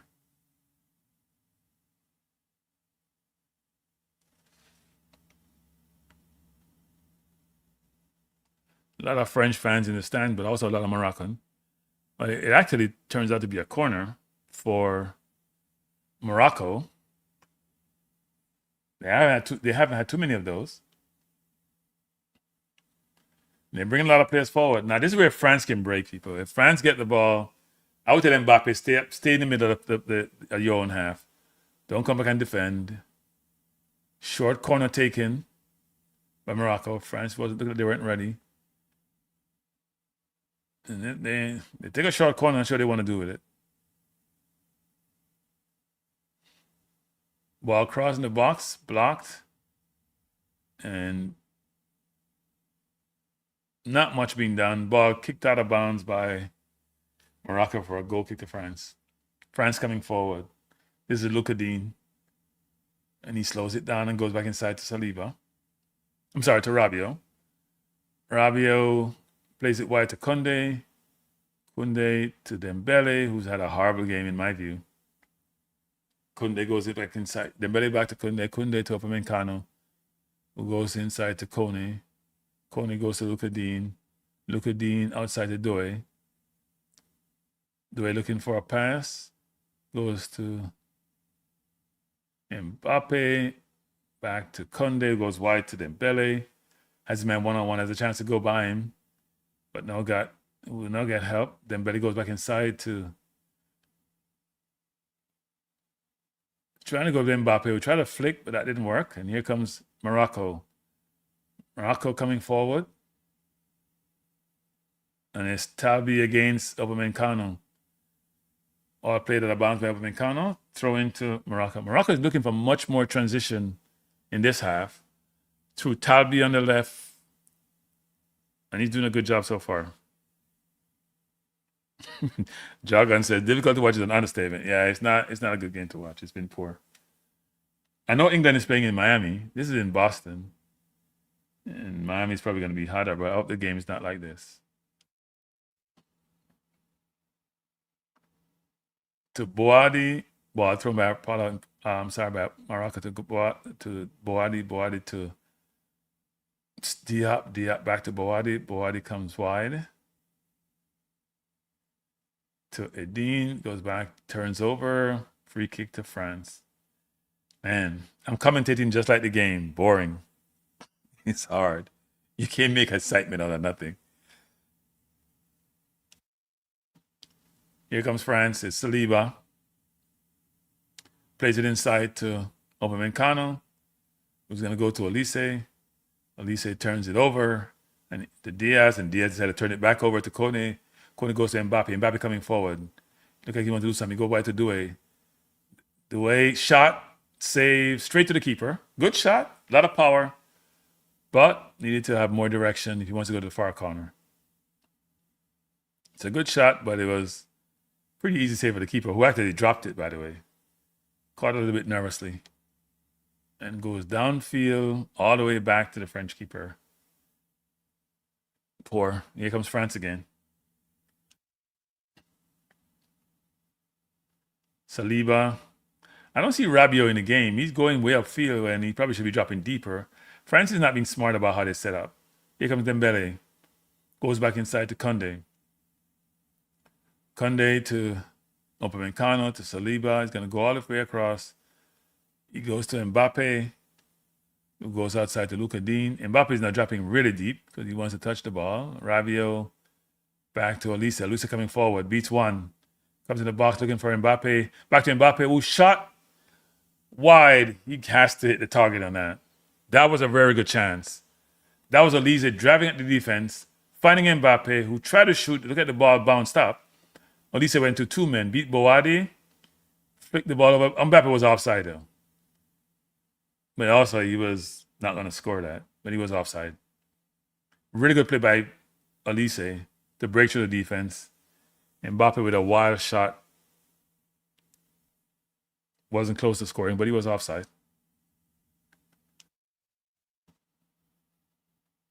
Brilliant ball by Dembele, plays out wide to Doué. Doué went to Mbappe. Mbappe out back to Luka Dean. Luka Dean to Rabiot. Rabiot inside to Doué. Doué back heel to Mbappe. Mbappe's out wide. Bounce off Hakimi. Mbappe goes back to Luka Dean. Luka Dean to Mbappe. Mbappe is walking with it. Nobody wants to tackle him.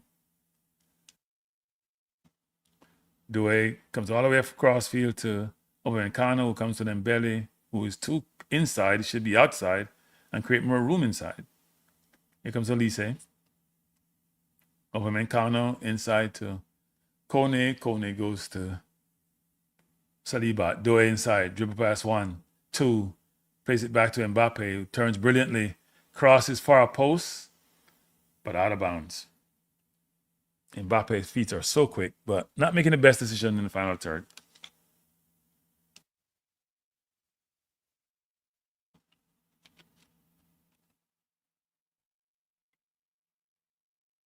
And the thing about it is, Morocco has a lot of people back. So even if you get the ball in the box, they have much more defenders than you have attackers. 57 minutes in, and no one has scored yet. Still tied at 0.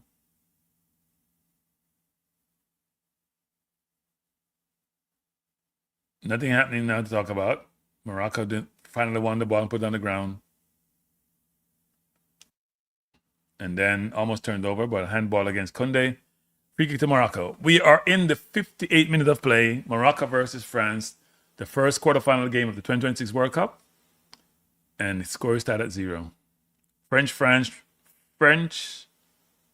trying to create some kind of a momentum for their team. A lot of jumping up in the stands, but nothing to jump up about, to be honest. Diop trying to go along. Ball headed over. Upamecano headed back, all the way back to his keeper. And the XG is now 2 for France and 0.06 for Morocco. So Morocco has done nothing really. Doesn't look like scoring. I didn't get 0.06 because they haven't done anything. Here comes France. It's Upamecano. The shot totals are 15 shot by France, 4 on target, 2 by Morocco, 0 on target. Here comes Kone. Go all the way across field to Doué. I think Mbappe needs to go wide sometimes so he can have more room to touch the ball, and Doué just turns it over. Doué having a tough time. Good win by Rabiot coming forward. Luka Dean cross. Played out by Mazraoui. Morocco. Not much happening. Mbappe with the ball looking to shoot. Far post. Goal! Kylian Mbappe with a brilliant strike. He's the best player in the World Cup, people. I know Messi has been brilliant. I know Haaland has been good. I know Kane has been good. But that's a brilliant goal. Ball just bouncing around from one team to the next. Got to Mbappe outside the box. Lift his head up. Far corner. No chance for the keeper. Morocco is complaining, but I'm not sure what the complaint is about. Would love to see it. Brilliant goal by the irrepressible Mbappe. Just a difference maker. So the ball was headed down, played up, headed down again, controlled by Mbappe. Oh, just outside the box. He had little or no room. And he used Diop as a guide, just played the ball around him, just out inside the post. He used the defender as a guide. He didn't even look at the goal. So he knew where the goal was. He took no glance at the goal. He used Diop as a guide and just played for a corner. The keeper had no chance. Brilliant, brilliant goal. Self-made goal. Brilliant goal. That's why he's one of the best players in the world, if not the best player in the world. And been good since he's been a teenager. And not only is he quick, he has the end product. May not play any defense. May be a little bit arrogant, but you cannot criticize the brilliance. Because that was brilliant. France won. Morocco's here. And frankly, people, Morocco has done nothing to be in this game. They've been, people may say it's the weather. Well, I could see the weather in Morocco. People may say, well, they're an African country, so they should use the climate. No, most of the players are born in Europe and play in Europe. El Khanous is off, Bouhaddi's off, Amrabat and Rahimi are on. Amrabat, who played really brilliantly in the last World Cup in 2022 in Qatar, he's on to replace Bouhaddi, and Rahimi's on to replace El Khanous. Pretty quick changes. The midfield is not the problem. They need better front play. I guess the midfield is part of the challenge. They're just playing against a much better team. Sometimes that's how it is, people. You could change 100 people you want to. Class is class. Saliba has moved the ball. Mbappe is down. I'm not sure. He ran to Diop or somebody. But he's down in the middle of the field and holding his hand up. Looked like he ran into an elbow or something. Let's see what happens. And he's still down.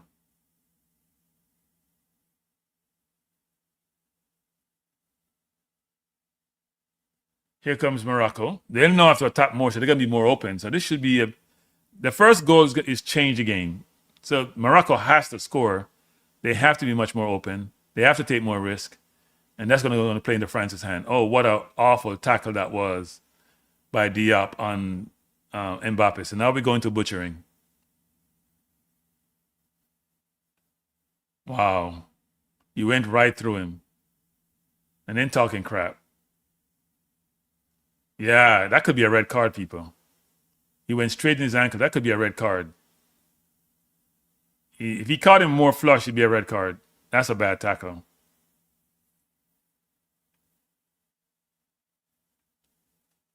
That's a bad tackle.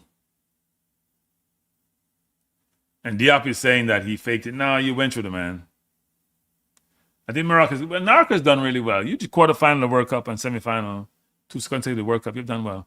Oh, so before he blocked Mbappe, and now he just put a foot through him. So he's trying to send a message, but it's too late. Here comes France again. The game is open. Olise to Rabiot. Rabiot coming forward, plays out to Doué. Doué has space and time. Morocco is back. Back play to Rabiot. Rabiot crosses, blocked by Morocco. Throw into France. Game is opening up. Morocco is going to be more open. More opportunities for France. I think we're in an interesting phase of the game where it could get ugly. So in terms of the scoring lead, Mbappe 8, Messi 8. Those are the numbers. Those who are vying for the golden boot. Really great race. I think Mbappe will win it.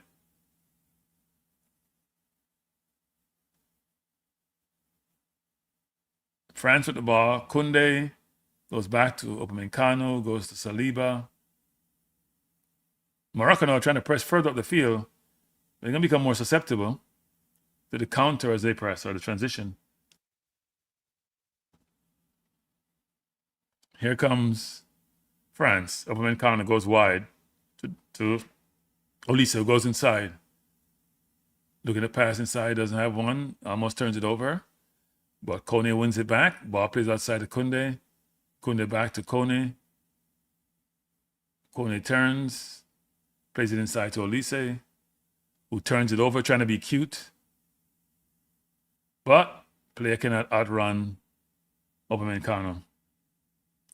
That's a brilliant goal by Mbappe. Just seen the replay. That goal is pure class. Pure class. He's been one of the main players of the tournament so far. As you can see on the screen, it's 1-0 to France. Here comes France again. Goal! Dembele! Allowed to dribble 15, 20 yards, top of the key, picked his corner, right-footed. He's mainly a left footer. And the gates are opening up. The floodgates are opening up. France 2, Morocco 0. I think that's game, set, and match, people. France is taking him to the cleaners. Brilliant goal by Dembele, who's had a poor game, to be frank. But he's a Ballon d'Or winner. He's been brilliant for PSG. They have won 2 consecutive Champions League. We won't talk about the French league. And I think Morocco is trying to figure out what to do now. They don't have the quality. They're just better than him. Then Dembele picked the ball up in the center circle, came down and just picked the corner. Keeper should have done better, by the way. Keeper should have done better. Try to go far post. A little bit out of his range, but he should have moved across quicker. But it's a really good goal. It's a really good goal. Quality. France is quality everywhere. Quality, a lot of quality in the attacking. The center of the defense is almost perfect between Upamecano and Saliba. Koundé is a good right back. Luka Dean, you can question. In the middle of the park, Rabiot has been there forever. And Kone replaced Chouameni. Give you an idea about his ability. And Chouameni has been a stalwart for Real Madrid. Then up front, you have the dynamic four in Doué, Mbappé, Dembele, and Olise. We're at the hydration break. We're 67 minutes in. It looks like this one will not go the distance. There's a knockout in the, I'm going to call it the 6th round. First was Mbappe with a brilliant goal. It wasn't even a build-up play. And then Dembele with a good run from the middle of the field, the top of the 18, picked the right corner, placed it, keeper dived. Could he have gotten there a little bit quicker and be a little bit stronger, maybe, but it was still a good shot and a good goal. Looked like it's going to be a win. France going to be in the semifinal again of another World Cup. Think about it. You know, we talk about Spain a lot, and we should, because they've been brilliant over the last 20 years, especially the last 12. But France has been in the 2018 World Cup final. They won it.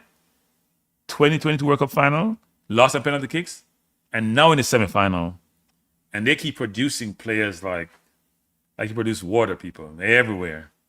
Dime a dozen. 98 players from France in the World Cup. They have been able to get players from all these countries, all these immigrants that come into France, and supplying a lot of supply for their football team, and it's showing. Not even Messi can help them against France, because then Messi don't play no defense, so they only have 10 defenders on the field. So you gotta have 11 defenders against France. Morocco's problem, they're just not. They're just inferior to France in a number of reasons. Why? So less technical ability, less athletic ability, less strategic ability means poor outcome. France is just better in every facet of the game. Defensively, even in the midfield where they're challenged a little bit, and up front they're devastating. If I'm Morocco, I'm going to take my money. How much you get for? You probably get about 20 million, I would think, at this stage of the tournament. Take your money and go home and reinvest in your program. But France is showing why they are the pre-tournament favorite, and they're going to run into a Belgium or Spain team next time around, which is going to make it interesting because Spain is a difficult team. Spain hasn't given up a goal the entire tournament so far. And they have won about 30-something games straight, even though that's not necessarily true because I think they lost a game in the Nations League on penalty kick, which didn't count against their record. But what they were, 38 straight or something like that? So it should be interesting. Something got to give.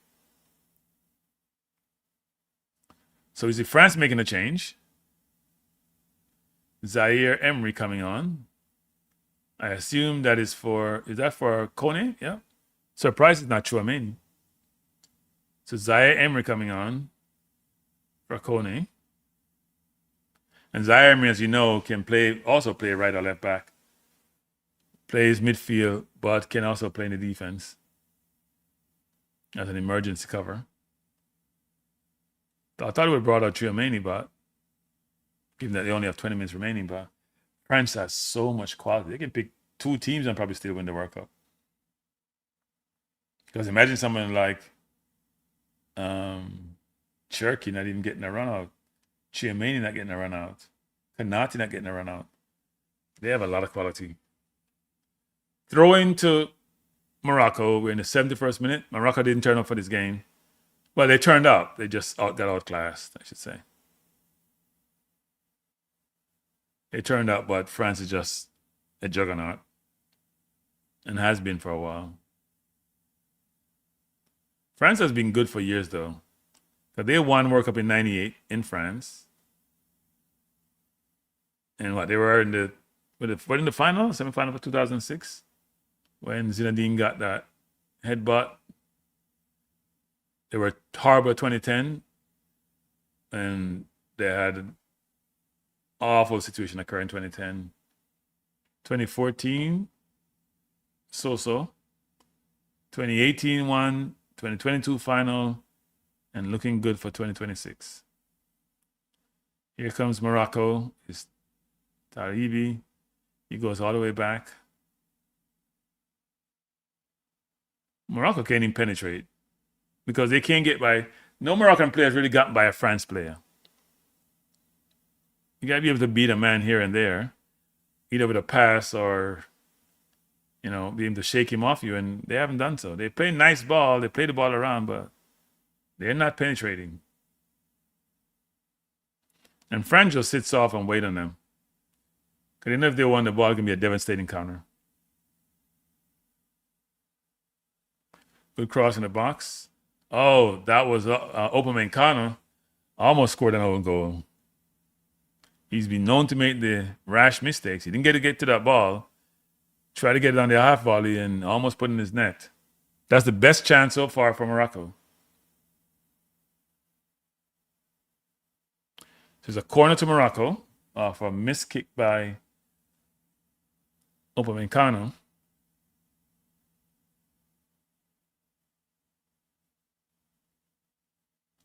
Morocco delay taking the corner, sorry.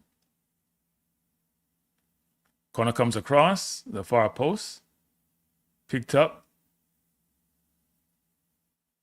The ball is out of bounds. Couldn't be controlled by Talbi. And it's a throw into France on their right side, the left side of Morocco. We're in the 73rd minute. France is leading Morocco by 2-0. Another change by Morocco. Number 26, Edine is off. And Diaz is also off, which is interesting. Diaz didn't get any service midway through the first half through. And yeah, he didn't get much service, actually. He looked really good in the first 20 minutes. After that, things change.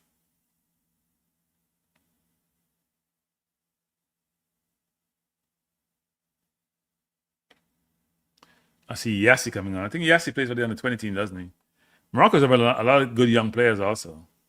So it's not just the players who are the regular starters, but they have some young players in the team with a lot of potential. So they're going to continue to do well.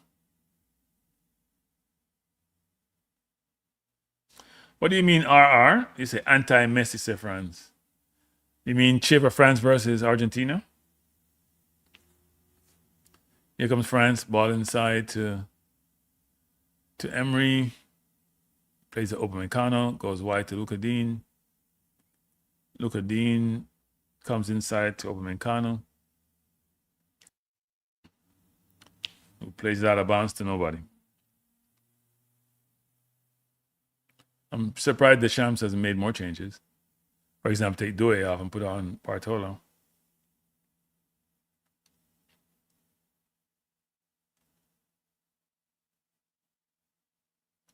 So here comes Morocco. They haven't done much offensively. They have been overpowered, overmatched. It's almost like men against boys, to be honest.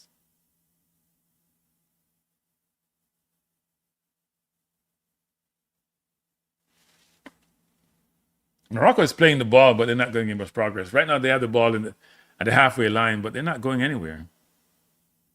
No penetration. And World Cup is not fixed.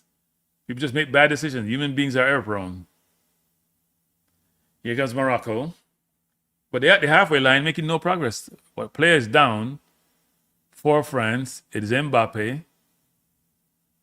Let's hope he's not injured. Maybe he wants to come off.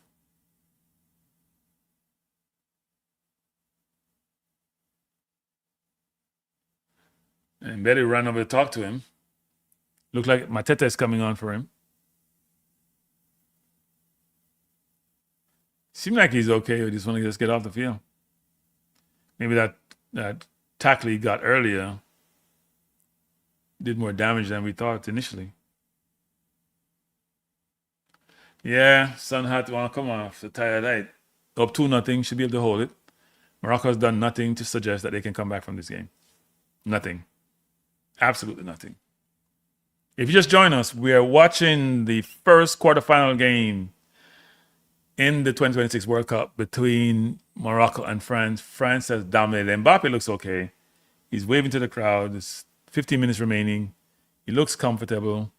Mateta, who played for Crystal Palace, I said played because I think he may be moving on, is replacing him. And we're also going to see Bartolo comes on. I assume it's for either Doué or Dembele. It's Doué.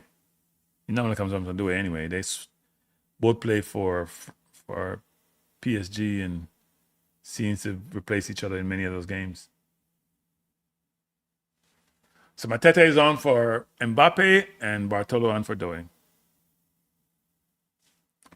Yep, Peter says stars makes fight. Yep, we've seen it all the time. And this was an awful matchup for Morocco. You're playing a replica of yourself, but who's much, much better. That's basically what it is.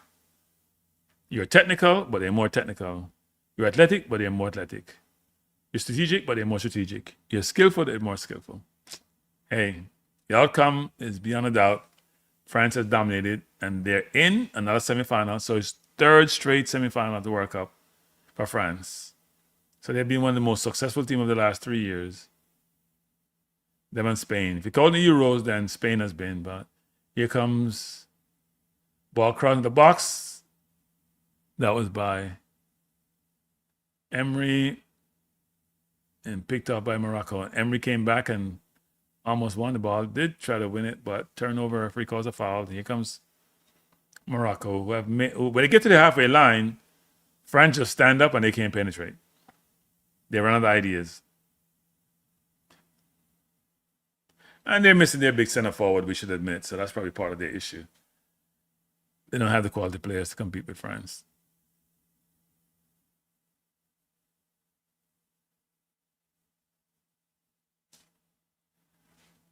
We are in the 78th minute. France 2, Morocco 0.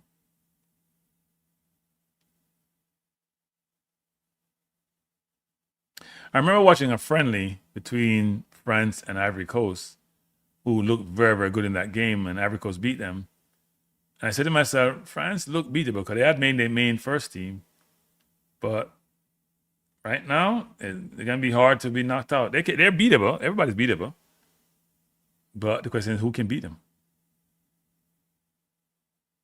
Here comes France again. Bartola crosses, tried to cross to Mateta. He went across goal versus going back. I thought we cut that back to Mateta, but he tried to go across goal. And it's going to be a corner to France. Really good play by Elise to Bartola. Instead of cutting back to Mateta, he tried to go across goal. There's nobody in the box to go across goal, but.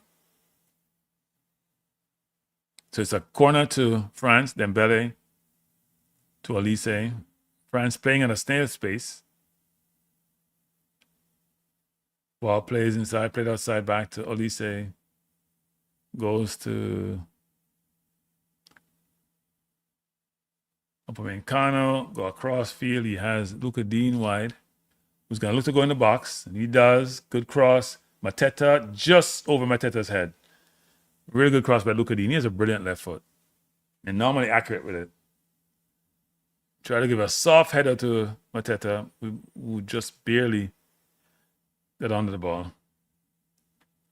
Here comes Morocco again. 88th minute, 10 minutes remaining plus extra time. Morocco down by 2 goals.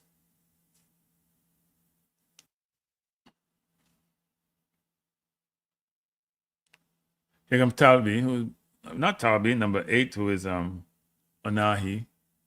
Was doing a lot of talking at halftime, but that's not going to help them. They need a goal. Here comes Morocco. Ball crossing the box. Poor header by Upamecano. He makes these mistakes. Instead of booting the ball out, he tried to use his head when the ball was at ground height and almost gave away the ball to the opposition. He makes mistakes quite a bit playing center half. Good player and plays for top club in Bayern, but he can be mistake prone. We'll see what happens when he plays against better competition.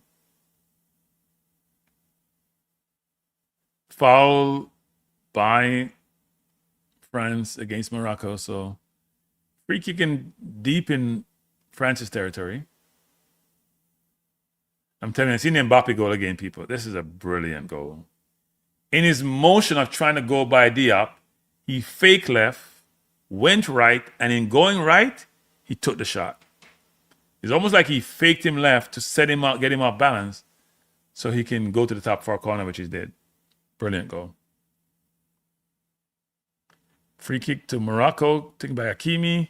Ball bounced around, play up by France. That ball could have gone anywhere. Morocco still has it and goes wide to Hakimi.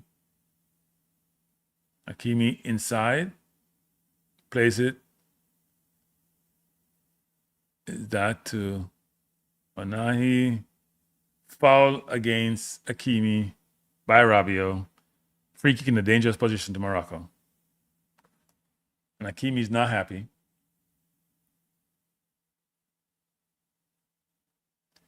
I don't think Rabiot even needs to make that tackle, actually. It's a good place for a free kick. You just lob it over the defense and hope one of your press can get a head on it, one of your teammates. If you just join us, we're in the 82nd minute of the game between Morocco and France. Hakimi with a free kick. Look how he plays out to shot, save. Poor save by the goalkeeper of France. He got to do better. Magnan has to do better with that shot. It wasn't that difficult a shot. He partied away, but he should have caught that ball. Here comes Morocco again. Ball out of bounds. Goal kick to, or is it a corner? Maybe a corner to Morocco. Yeah, that was not a difficult ball. He just had to catch that ball, and he partied, almost put it back in play. That was poor. It's a corner to Morocco. So Morocco getting some life, putting some pressure on France. A lot of things happening in the box. A lot of jostling in the box. France still up by 2. 7 minutes remaining in regular time. I'm sure there's quite a bit of extra time between Mbappe's injury and substitutions. Jargon said, "Right, France scored 2. Me, I hold that fresh and missed the goal." Corner by Hakimi. Good corner. Headed. Just in the side netting. That was close. That was a good header by El Ainoui. If he just took a little bit off that, that's flying into the net. Got too much on it. Just need to be a little bit finer with his head. He probably would have hit the target. So another change coming off. And that's Talbi coming off. Now substitution for Morocco. And is that Sebai coming on? Number 17. Morocco fans seem to be resigned to their fate. They're pensive looking, not happy. But I'm sure they didn't expect to beat France. You know, some people sometimes have those delusions.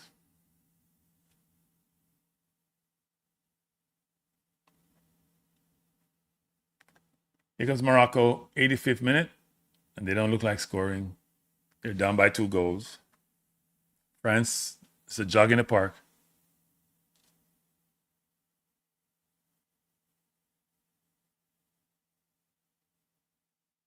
Morocco coming forward, ball played inside to the new substitute, cross to the far post.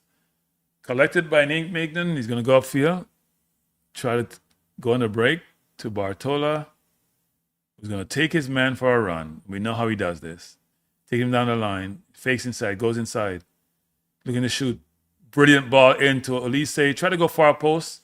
Not a good decision by Elise. He had more time. He was in the box. More time. More space. Should have done better. I think Spain can test any team. I think what Spain will do is have more possession than France.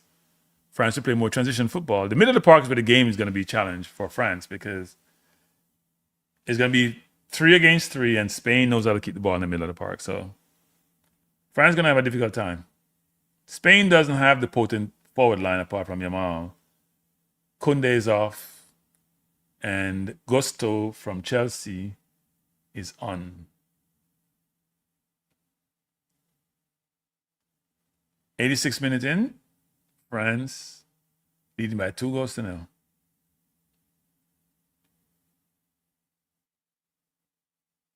Brilliant move by Zaire Emery to Elise. Elise coming forward. What a turn by Elise. And he has Dembele who turns it over. Dembele's had an interesting game. He scored, but he hasn't played well. Turned the ball over quite a bit. I'd love to see stats. They must be ugly, apart from the goal. Here comes Bartola. He's being chased, and he's quick. He's lightning quick. Mateta is with him. Bartola with a shot saved by the keeper. He probably should have gone far post to Mateta or in the middle of the goal, but he's quick. That's not a good shot by Bartola, even though he almost scored. It was not a good shot. He scuffed the ball, but it went near post, and good save by the keeper. 87 minutes in, and Mbappé on the bench relaxed, taking in some fluid. And France looking to go to the semifinal against Spain or Belgium. It'll be an interesting game if Spain gets through because they're not the most potent team, but they're difficult to score on. Corner comes out, headed out by Mateta. Goal kick to Morocco.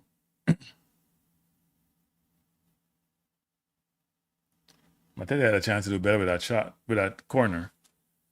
Here comes Morocco. And Sibai, who just came on, looks very lively.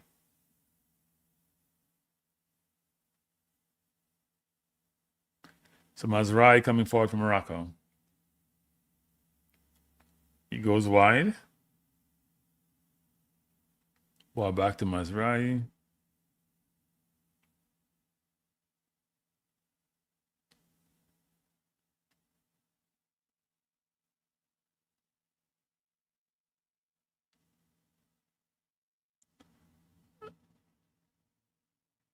They're trying to play through the France defense, but it's not happening. Ball played out of bounds by the French keeper. Throw into Morocco. If you look at attempts, 20 attempts by France, 7 on target, 4 by Morocco, 1 on target. 1 shot on target for the entire 90 plus minutes. Right now, 89 minutes. They haven't done enough. Cross by Morocco, controlled by the French. Tried to cross in the box, but headed over by France and collected by the keeper.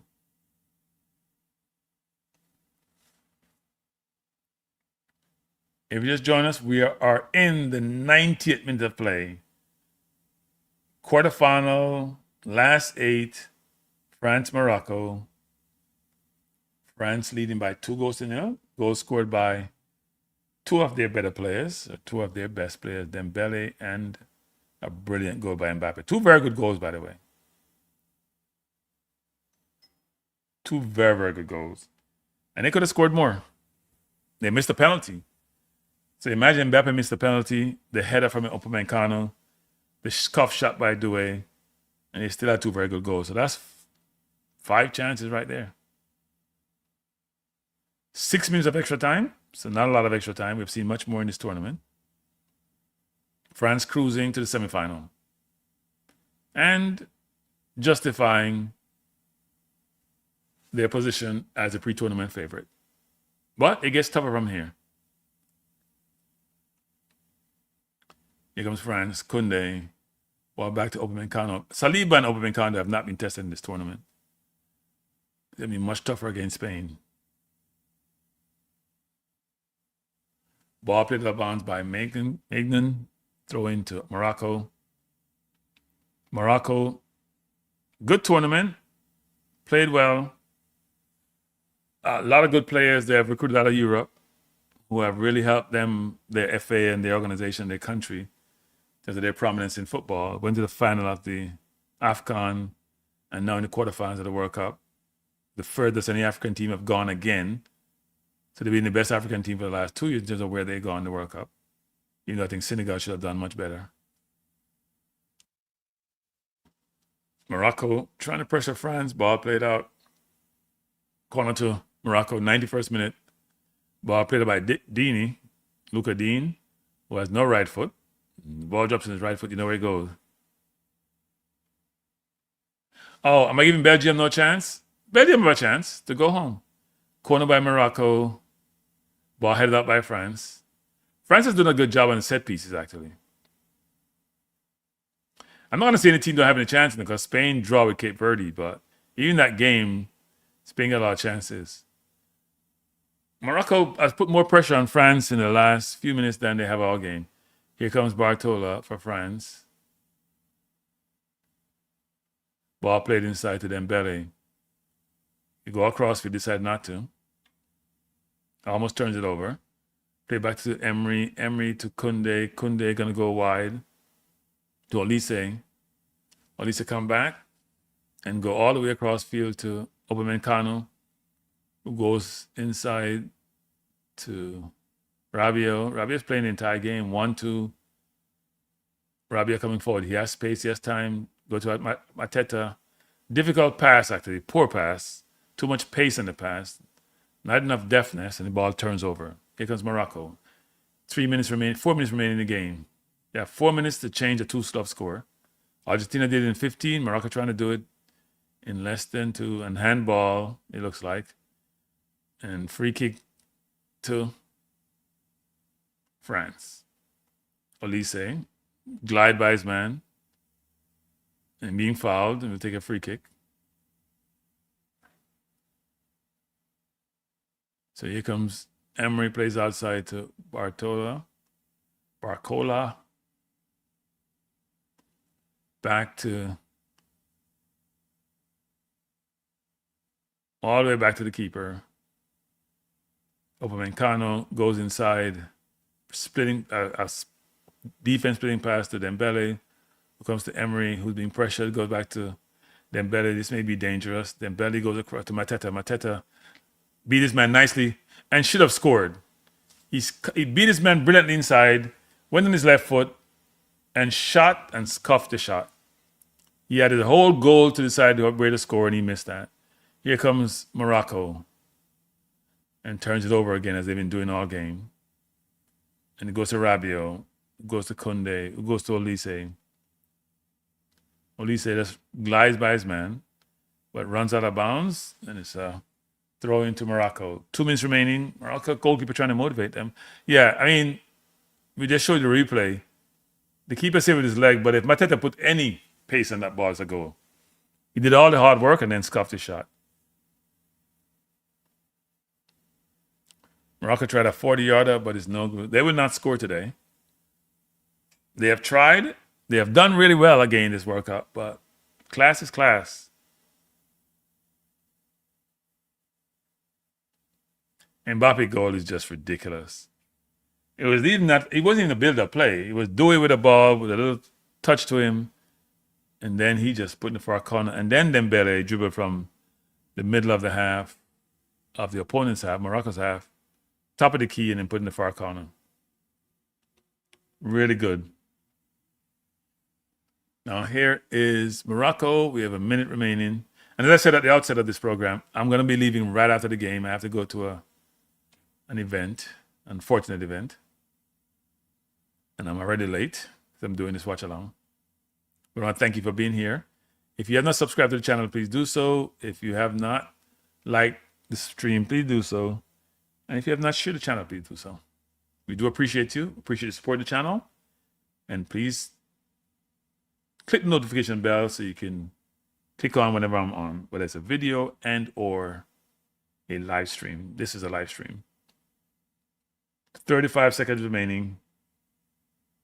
Morocco, who played okay, but I've seen them play better. But it has to go with the opponent. It has to be France. And as Peter said earlier in the stream, style makes fight. Styles makes fights. Yes, Keisha, I'll be back. Hopefully for the next game tomorrow. We'll see what happens. I have another event to go to.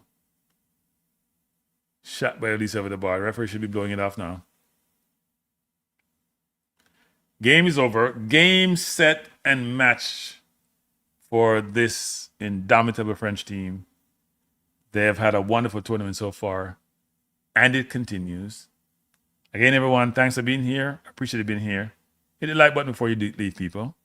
Hit the subscribe bell and share the channel with your friends, families, and individuals who like sports. Jampa fan says, Jamaica people fan says, they start the match not to lose, and that's always scare tactic. Well, I mean, Paraguay did the same thing, and they only lost by 1. So if you play with them, bless up Peter, if you play with them, you're going to get slaughtered. So you might as well try something else. I'm not sure what used to beat this team, but I think Spain or Belgium, who play them next, will show them. Bless up Jargons, bless up Keisha, bless up Peter. Jampa fan, RR, Ricardo, Crumblem, Chorus. Thanks everyone for being here. Have a wonderful afternoon. Have a wonderful evening. And I'll probably see you tomorrow. Peace out.